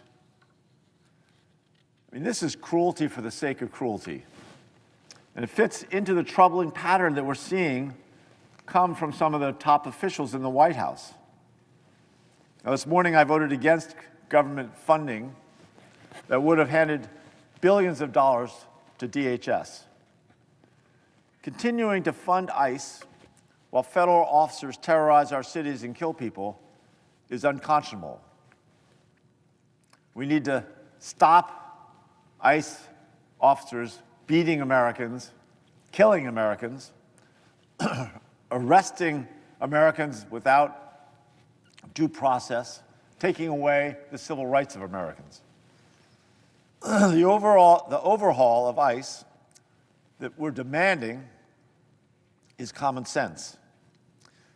The fact is that these are all basic standards of local law enforcement who go after violent criminals, gangsters, in many ways the worst of the worst.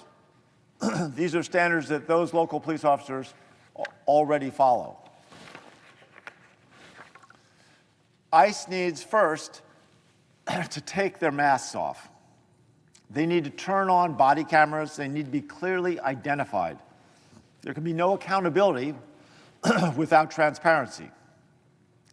No more unmarked vans and masked agents pulling people over and pulling people away and arresting them to wherever.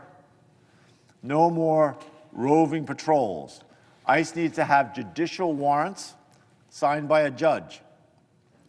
They need to stop arresting children on the side of the road and end these cruel family separation policies. Secretary Noem, what she said, I think, is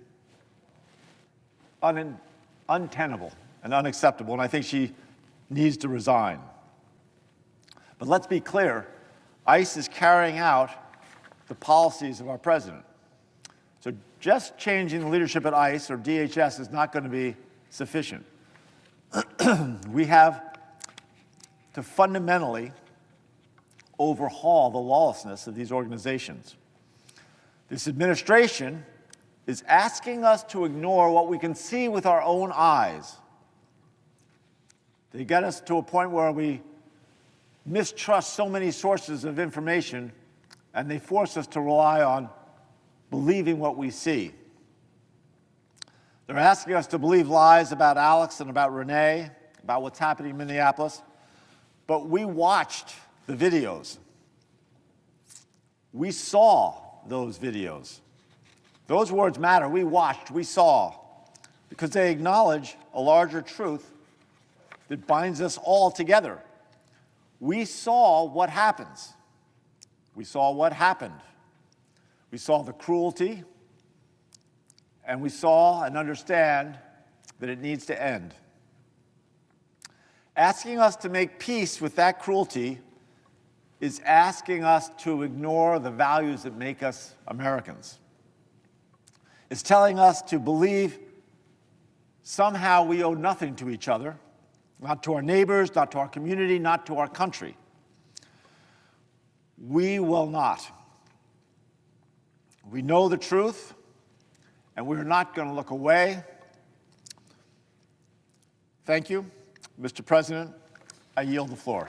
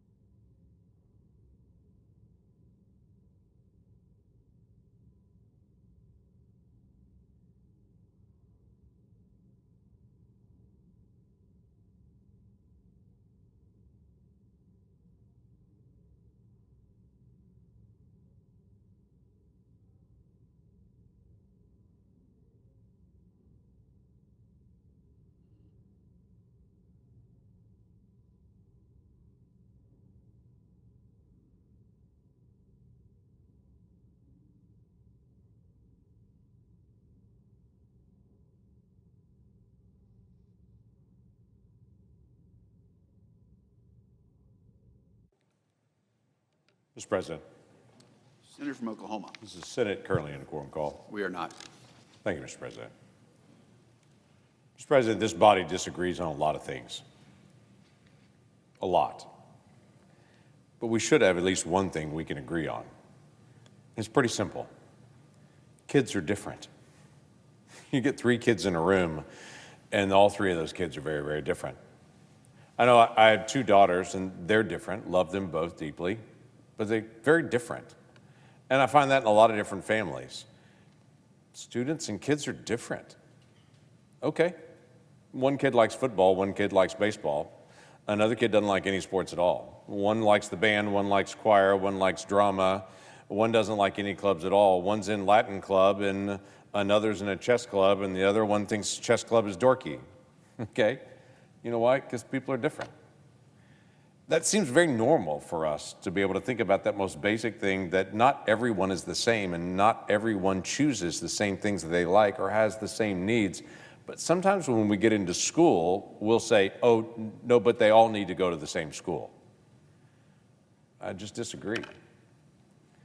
In America this week, this is actually School Choice Week. And some people may or may not even track that, and that's fine. There's a week designated for everything across the country. But in Oklahoma, we've really prioritized the ability for every family to be able to make their own choices for education for their kids. We have strong homeschooling, we have strong private schools, we have strong public charter schools, and we have public education. All of them are important to us. And all of them provide different options for families. Now, we've still got a long way to go in education in Oklahoma. We're investing more and more and more into education, and I'm proud of our state legislatures prioritizing in this coming session reading for early childhood education, and to make sure that we're doing the things that we need to do to improve our public education. But in the meantime, we want to continue to provide options to every single family and every single kid to be able to make sure that the best education environment is out there for that particular child. Because we want every child to be able to thrive in America. And we want every child to be able to have the opportunities that they need to be able to be successful in the days ahead. And that starts with a great education. Quite frankly, some of our districts are doing not as well as others. Some are doing great. Some are struggling. I don't want a single family in my state, though, to have to think my kids have to go to a certain school because of the zip code that I live in, and that's the only option. Quite frankly, I don't even want that for families to say every one of my kids has to go to the same school, because sometimes that just doesn't work the same. Now, I've heard some folks that are very passionate about public education, which, by the way, I am too. My mom was a lifelong public school educator.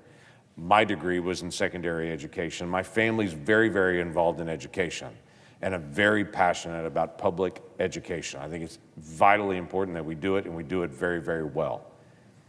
But I want to make it very clear for all the folks that I meet that say, if you'll just give us a couple more years, this will improve. Give us a couple more dollars and a couple more semesters, and this will get better for this particular school. I want to remind them that the kid growing up next to that school doesn't have a couple more years. It has to be right now for them. They can't wait till things get better. They only have today. So that's why school choice is so incredibly important, that every family and that every kid has the options to be able to get a better education, or to get an education that exactly fits them best. That works better. This past July, we passed the Historic Working Families Tax Cut Act.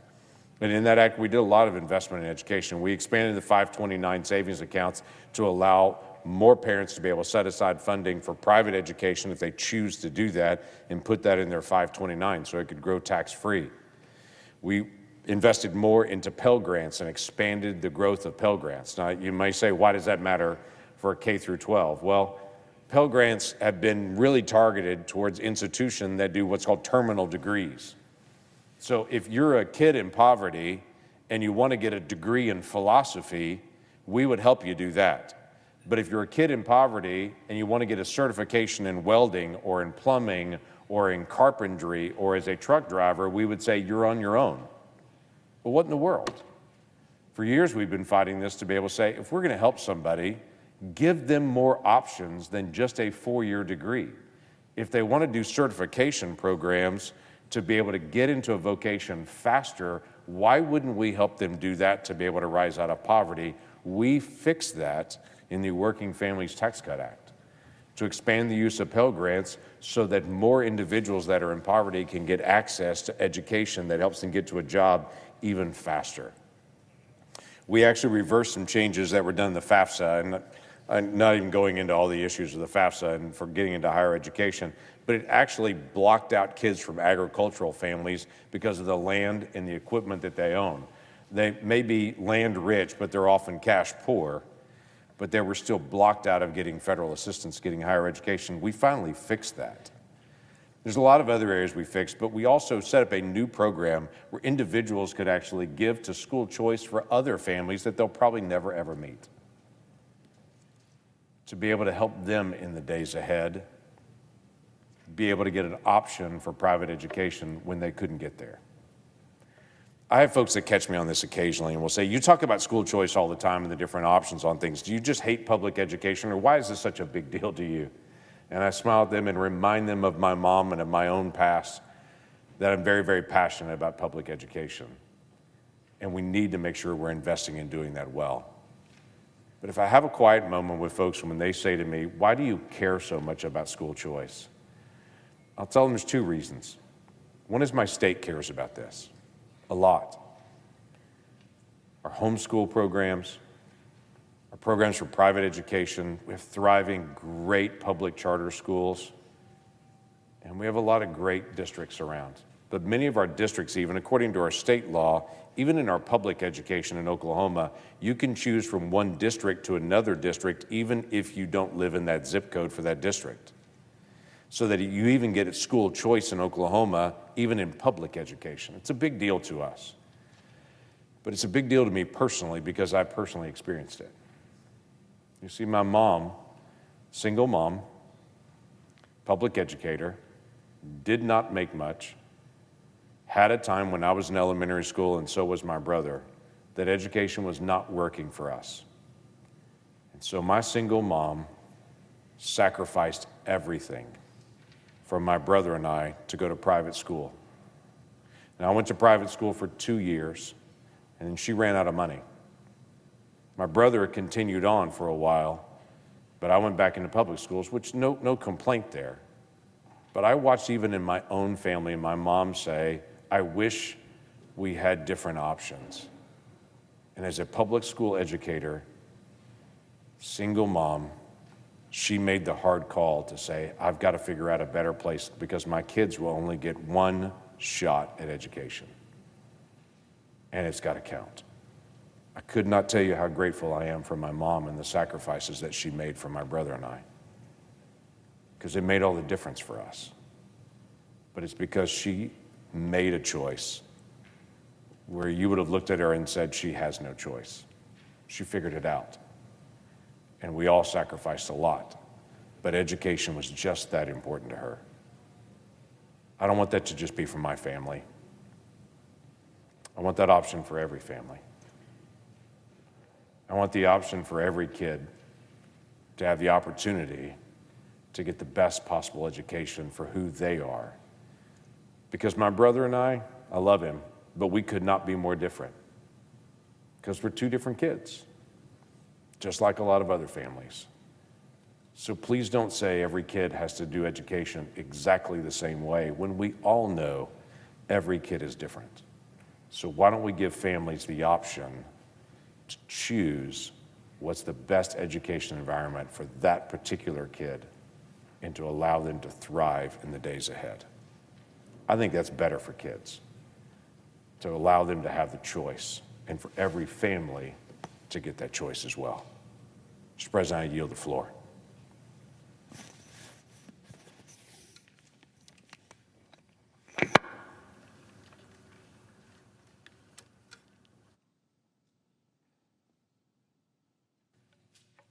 Mr. President.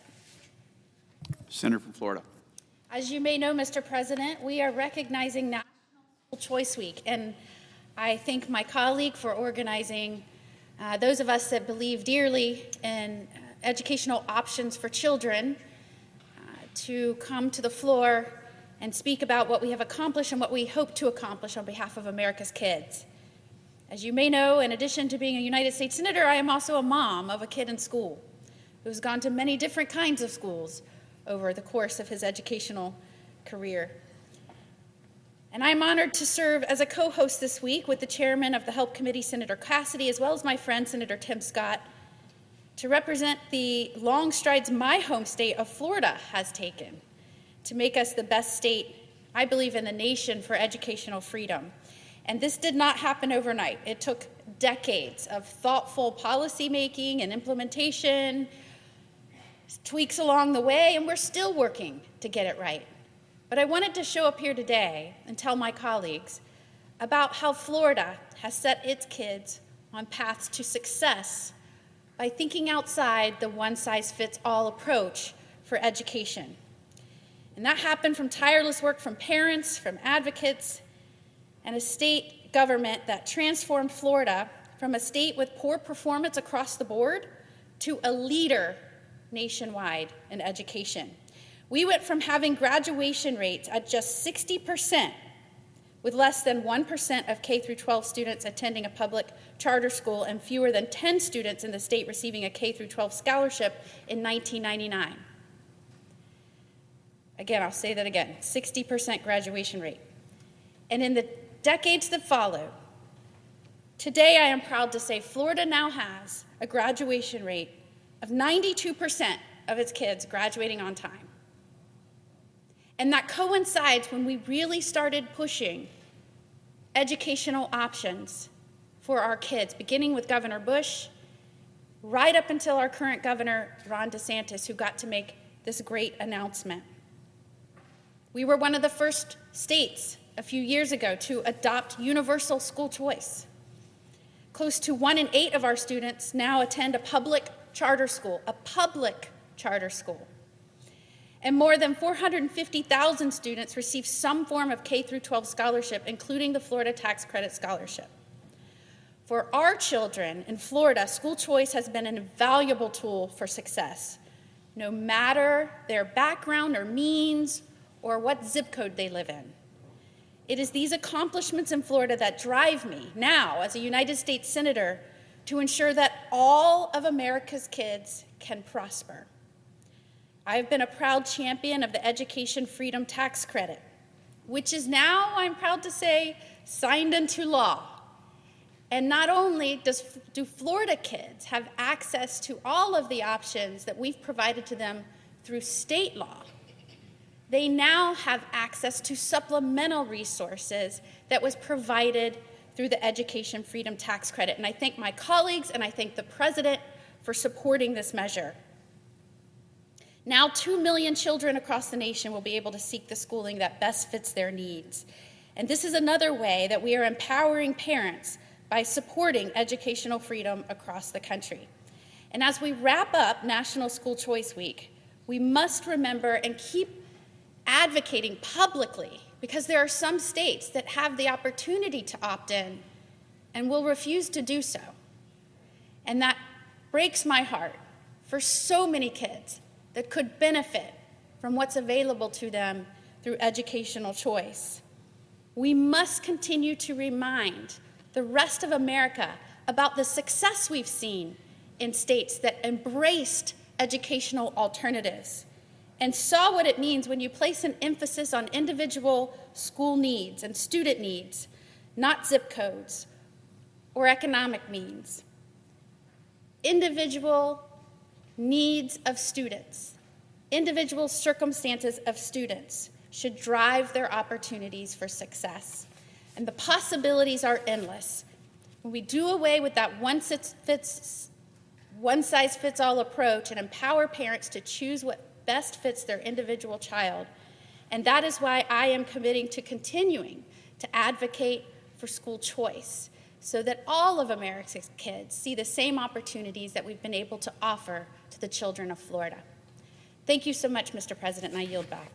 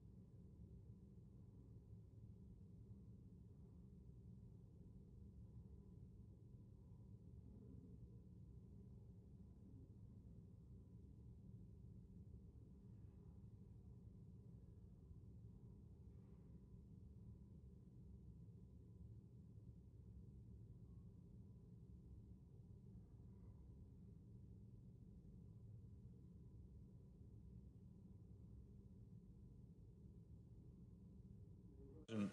Senator from Colorado. Thank you, Mr. President. Is the Senate in a quorum call? We are not. Thank you, Mr. President. Mr. President, for many months, the Trump administration has unleashed a campaign of fear across American cities, deploying thousands of immigration agents onto our streets and into our neighborhoods in an effort to terrorize and punish communities. In Chicago, Portland, Los Angeles, and most recently Minneapolis, we have watched mass federal agents in unmarked cars snatch people from the street, destroy private property, and leave others bloodied on the side of the road. We've witnessed an approach to internal immigration enforcement which no president in our history has pursued, that no president would ever have conceived, because of how fundamentally it violates our principles and the rule of law. We've witnessed children separated from their parents, a 5-year-old detained by armed agents in Minnesota, people pulled from their cars, their engines still running. All of us have read reports of people grabbed off the sidewalk and abandoned hours later, miles away. And every step along the way, Donald Trump's immigration troops have escalated tension on our streets, with total disregard for the rule of law, basic safety, and their own accountability.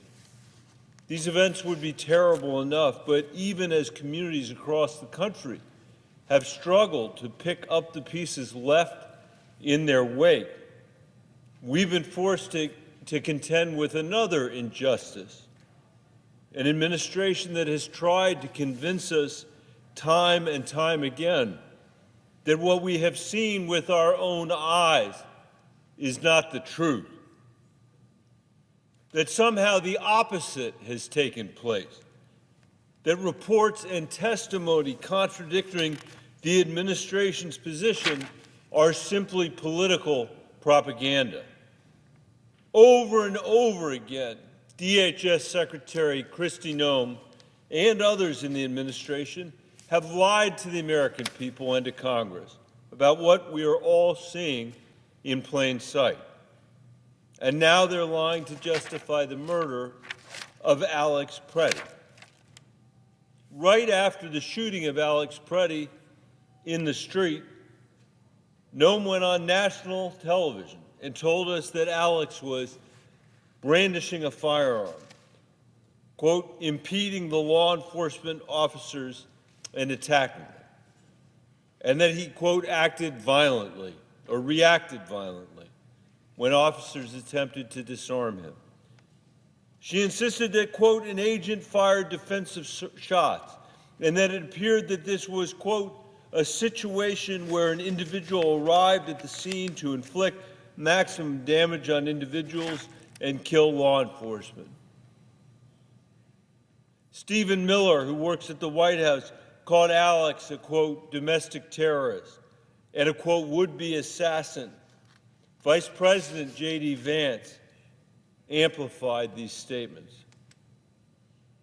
Gregory Bovino, a senior Border Patrol official who is serving, quote, as commander-at-large, maintained that Alex had intended to, quote, massacre law enforcement agents. At a press conference, Bonino turned the facts completely upside down, insisting that the victims of Saturday's violence were the Border Patrol agents that were there. Bovino, by the way, has served as the face of the administration's operations as they have swept through America's cities, in Chicago, and Charlotte, and New Orleans, and then Minneapolis. The American people deserve to know the truth. And Alex Preddy and his family deserve to have the truth told about him and what he did. Thanks to a number of courageous bystanders at the scene, we know what happened that day. And we know that everything that Noem and Miller and others have said have been lies. The truth is that Alex put himself between federal agents and a woman they were shoving in the street. He had been filming Border Patrol agents detaining someone else on the side of the road when he went to help this woman. The officers responded by pepper spraying him and wrestling him to the ground, where he was quickly surrounded by a group of 7 agents. They struck him repeatedly with the pepper spray canister while he lay in the street. One officer took away his gun, a gun that had remained holstered and that Alex was legally allowed to carry. Then disarmed and incapacitated, they shot him in his back. They shot him at least 10 times within 5 seconds.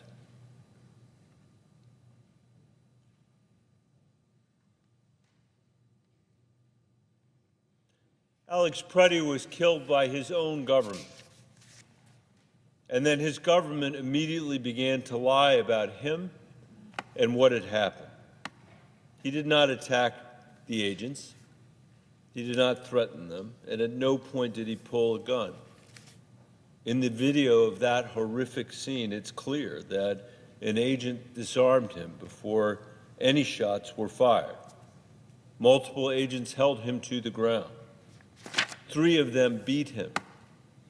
No reasonable person would have believed he posed any threat to the agents or anyone else at the scene. But the agents still shot him. They shot him 10 times. In the days since his murder, we've learned a lot more about Alex from those who knew him and loved him. Alex was a dedicated ICU nurse at the Veterans Affairs Hospital in Minneapolis. His colleagues described him there as helpful and kind, and that he was uniquely capable of handling things with integrity and with grace.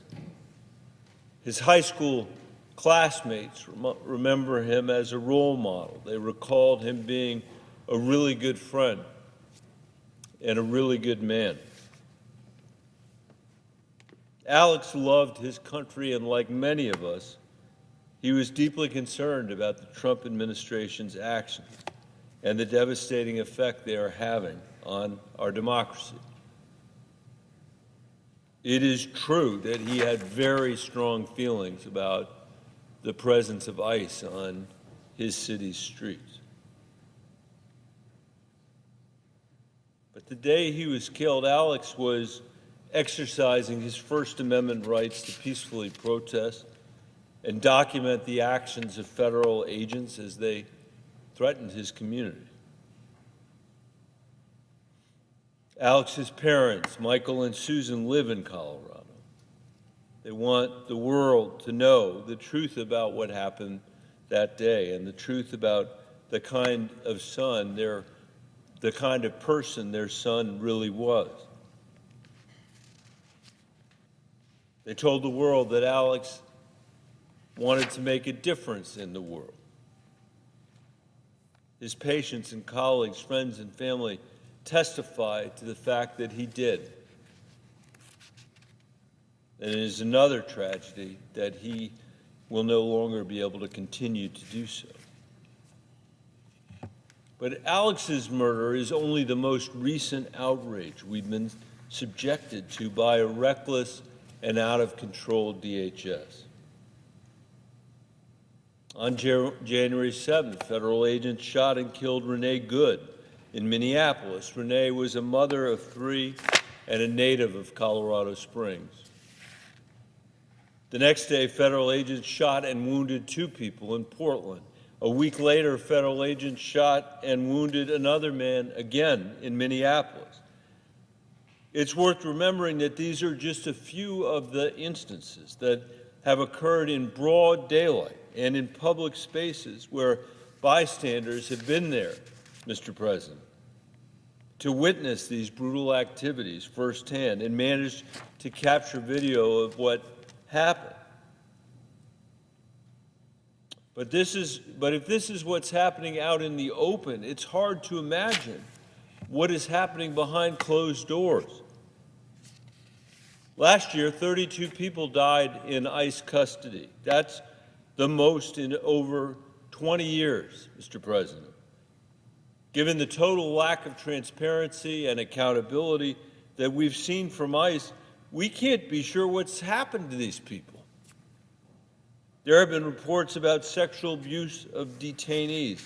There are disputed facts over deaths that occurred in ICE custody. People in ICE facilities have reportedly been forced to ration food. They often go days or weeks without their prescription medicines, Mr. President, or access to medical care. Overcrowded detention facilities leave the lights on 24/7. And families report extreme violence and intimidation by guards. These stories are consistent from people held in detention across the country, including in the detention facility in Aurora, Colorado. But the administration has lied about all of this. President Trump has claimed that Renee Good was a, quote, professional agitator, that she was very disorderly, obstructing and resisting, then violently and willfully and viciously ran over the ICE officer. Noam described Good's efforts to leave the scene peacefully as an act of domestic terrorism. Her department issued a statement saying that, quote, a violent rioter had weaponized her vehicle. In October, Noam and her department lied when she said no U.S. citizens had been arrested, detained, or deported. In November, federal judge Sarah Ellis described Gregory Bovino as evasive, not credible, and declared that he was, quote, outright lying when questioned under oath. A consistent pattern of lies corrodes Americans' faith in our government, which is already stretched dangerously thin.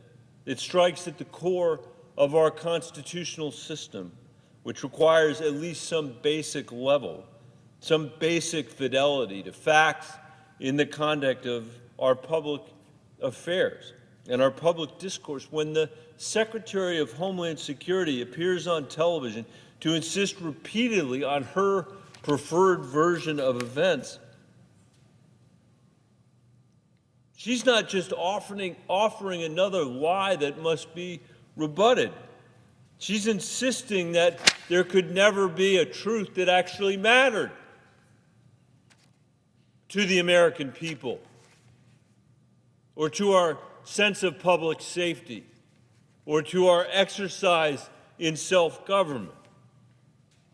And that is what's at stake here, Mr. President. If we allow this to continue, we risk falling into a degraded version of political debate when there are so many lies and so many contested facts that the American people regard any claim with exhausted cynicism and suspicion. And if we go too far down that path, and we're headed a long way down it right now, the only guaranteed outcome will be greater contempt felt by Americans for their government and for the political process.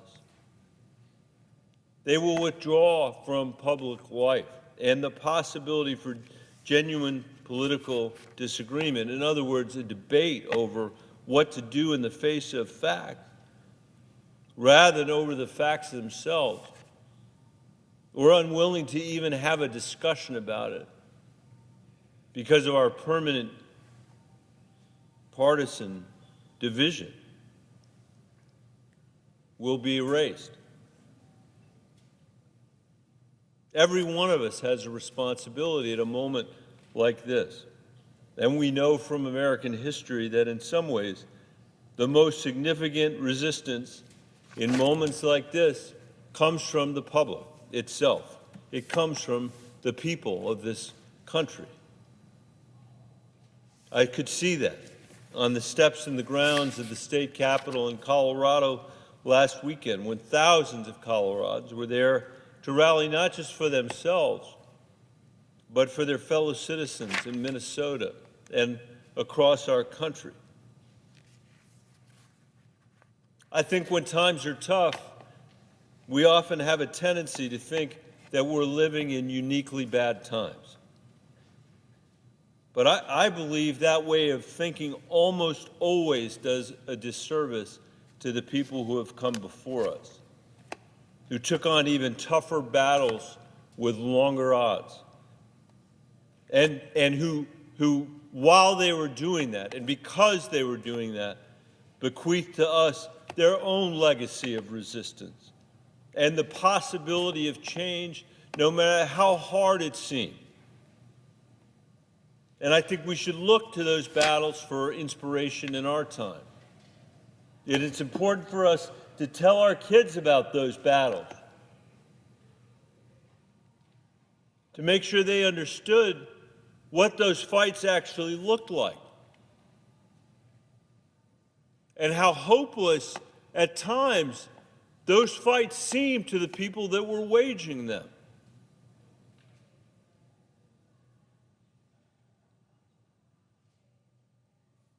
When I was growing up, and I know this is true for many of my colleagues who are here,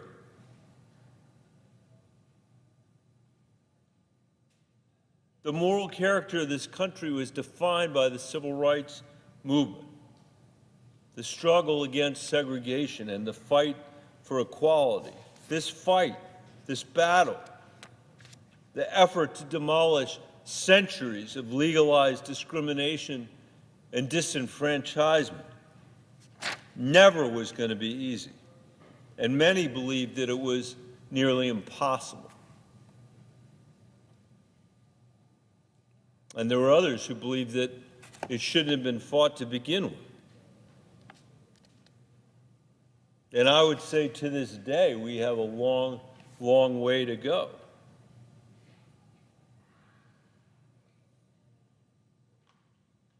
The structure of Jim Crow, of the poll tax, of separate and worse schoolrooms and hospital wards and lunch counters had been built up over generations. State laws had established these exclusionary practices. State officials enforced them and state courts upheld them. There was no guarantee that they would ever come crashing down. But they did, because the leaders of the civil rights movement and ordinary citizens in the streets and in America's pulpits, and reporters, journalists sent to report on the demonstrations and the conditions of real life in the South of this country, made it impossible to ignore the facts. It was harder then than it is in our own time just to turn the channel and imagine that alternate reality didn't actually exist. People in that country, with the broadcasters, ABC and CBS and NBC, it was impossible for the public to ignore what was right before their eyes.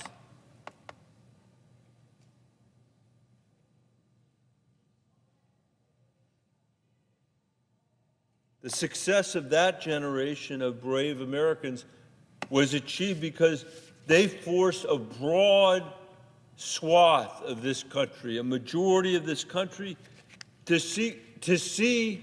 finally see what they would have been preferred to be blind to: the reality of segregation and the subordination of their fellow citizens under law. It is a story of moral reckoning and of citizen action.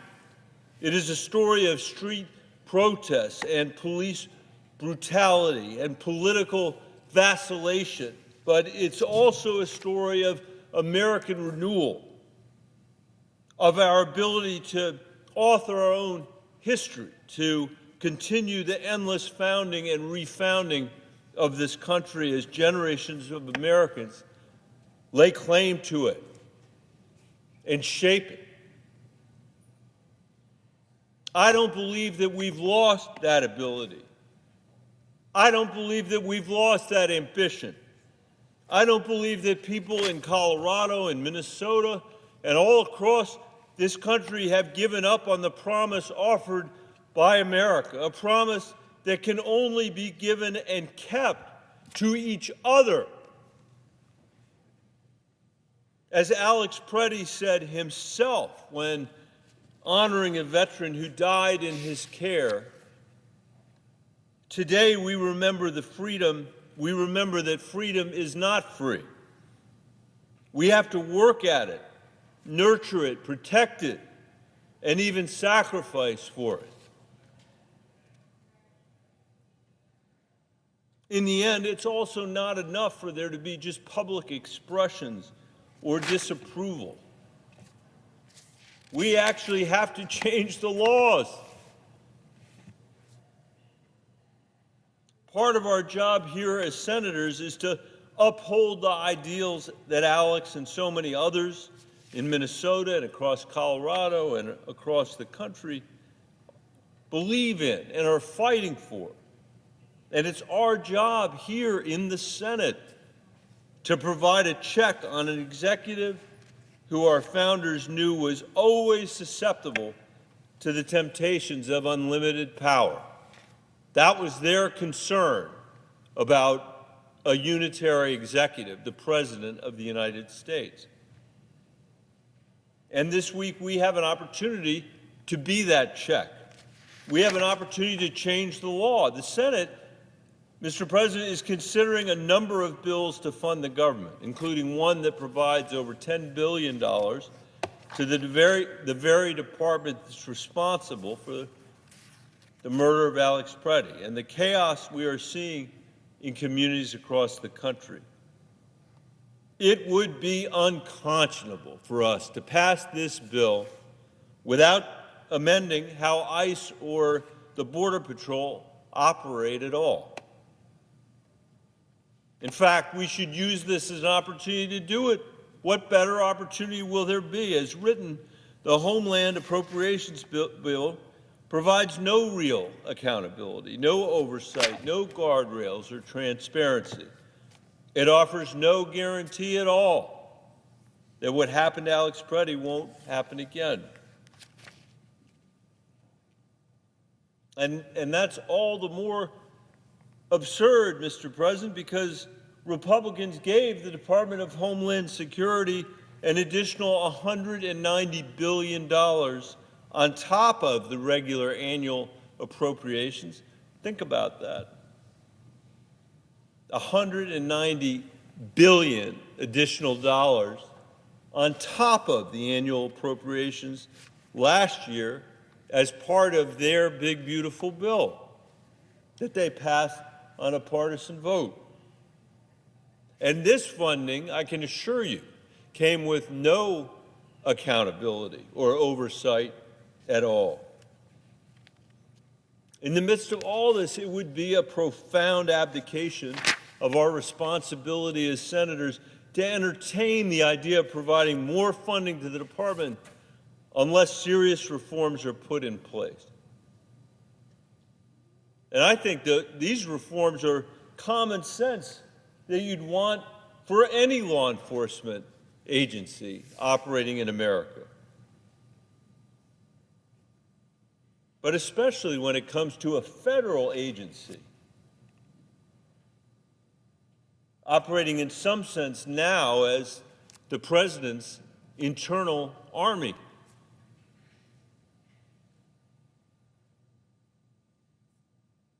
I think the least we could ask is that children are no longer detained or stripped from their families.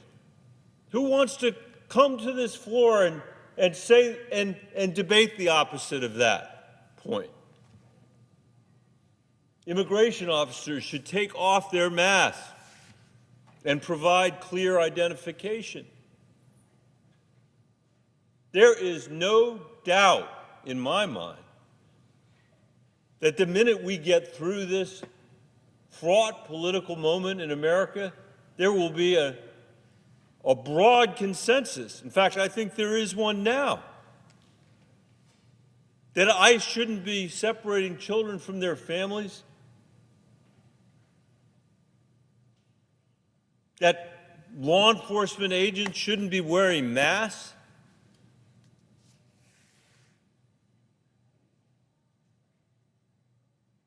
that they should use body cameras consistently with any immigration enforcement activities,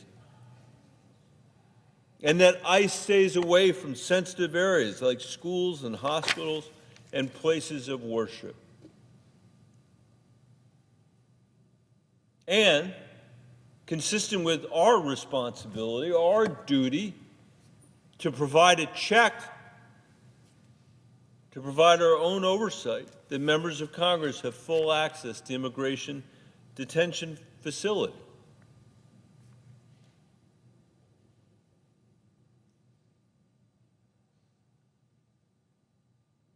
Those are reforms that do not today define the way ICE does its work. They do define the way a lot of our local law enforcement does its work. But I think they reflect a massive consensus in the country about what would fix the challenges that we're facing. It would at least be a basic start in the right direction. In my view, he might disagree, but in my view, President Trump would be doing himself and the country a favor if he removed Kristi Noem from her position and prevented her from doing any more harm to this country and to our communities. And if he removed DHS agents from Minnesota and other cities across our country. And I would say to all of my colleagues here, Republicans and Democrats, that we cannot simply accept a promise of change or action or reform from this administration, which has spent months lying to Congress and the American people with a straight face. There is no world where we can sit back and assume that the president and his team are going to be persuaded to do anything, unless we write it into law. And even then, we have no guarantee, of course, that this administration won't just break the law as soon as it's written. That's been our experience in Colorado, Mr. President. But at least putting this into statute would be a better pathway for holding Noem and Miller and others accountable for the bloodshed and chaos that we're seeing in our streets. After that, I think we could have serious conversations about passing a funding bill. Until then, we can't allow this legislation to go forward. Our children and future generations have a reasonable expectation that their elected officials will do everything in their power to keep them safe and to provide the plain facts as they are. As legislators, it's our responsibility to stand up to an executive branch that is unleashing mayhem in our streets and gunning down American citizens, while insisting that the public should not believe what they have seen and what they have heard, or that it's unpatriotic all of a sudden to disagree with the president's version of events. We've seen this story before. There is nothing new under the sun. We know the dark path this can lead us down.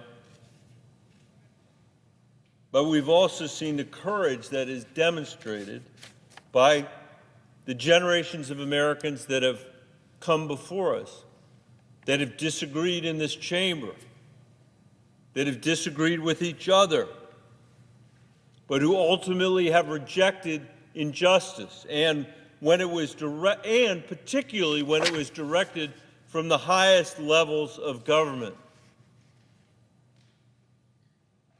One of these people was a hero of mine. It won't surprise anybody here to know that it was Colorado's former governor, Ralph Carr, who spoke out against Japanese internment when most politicians in the West and in this country were staying silent.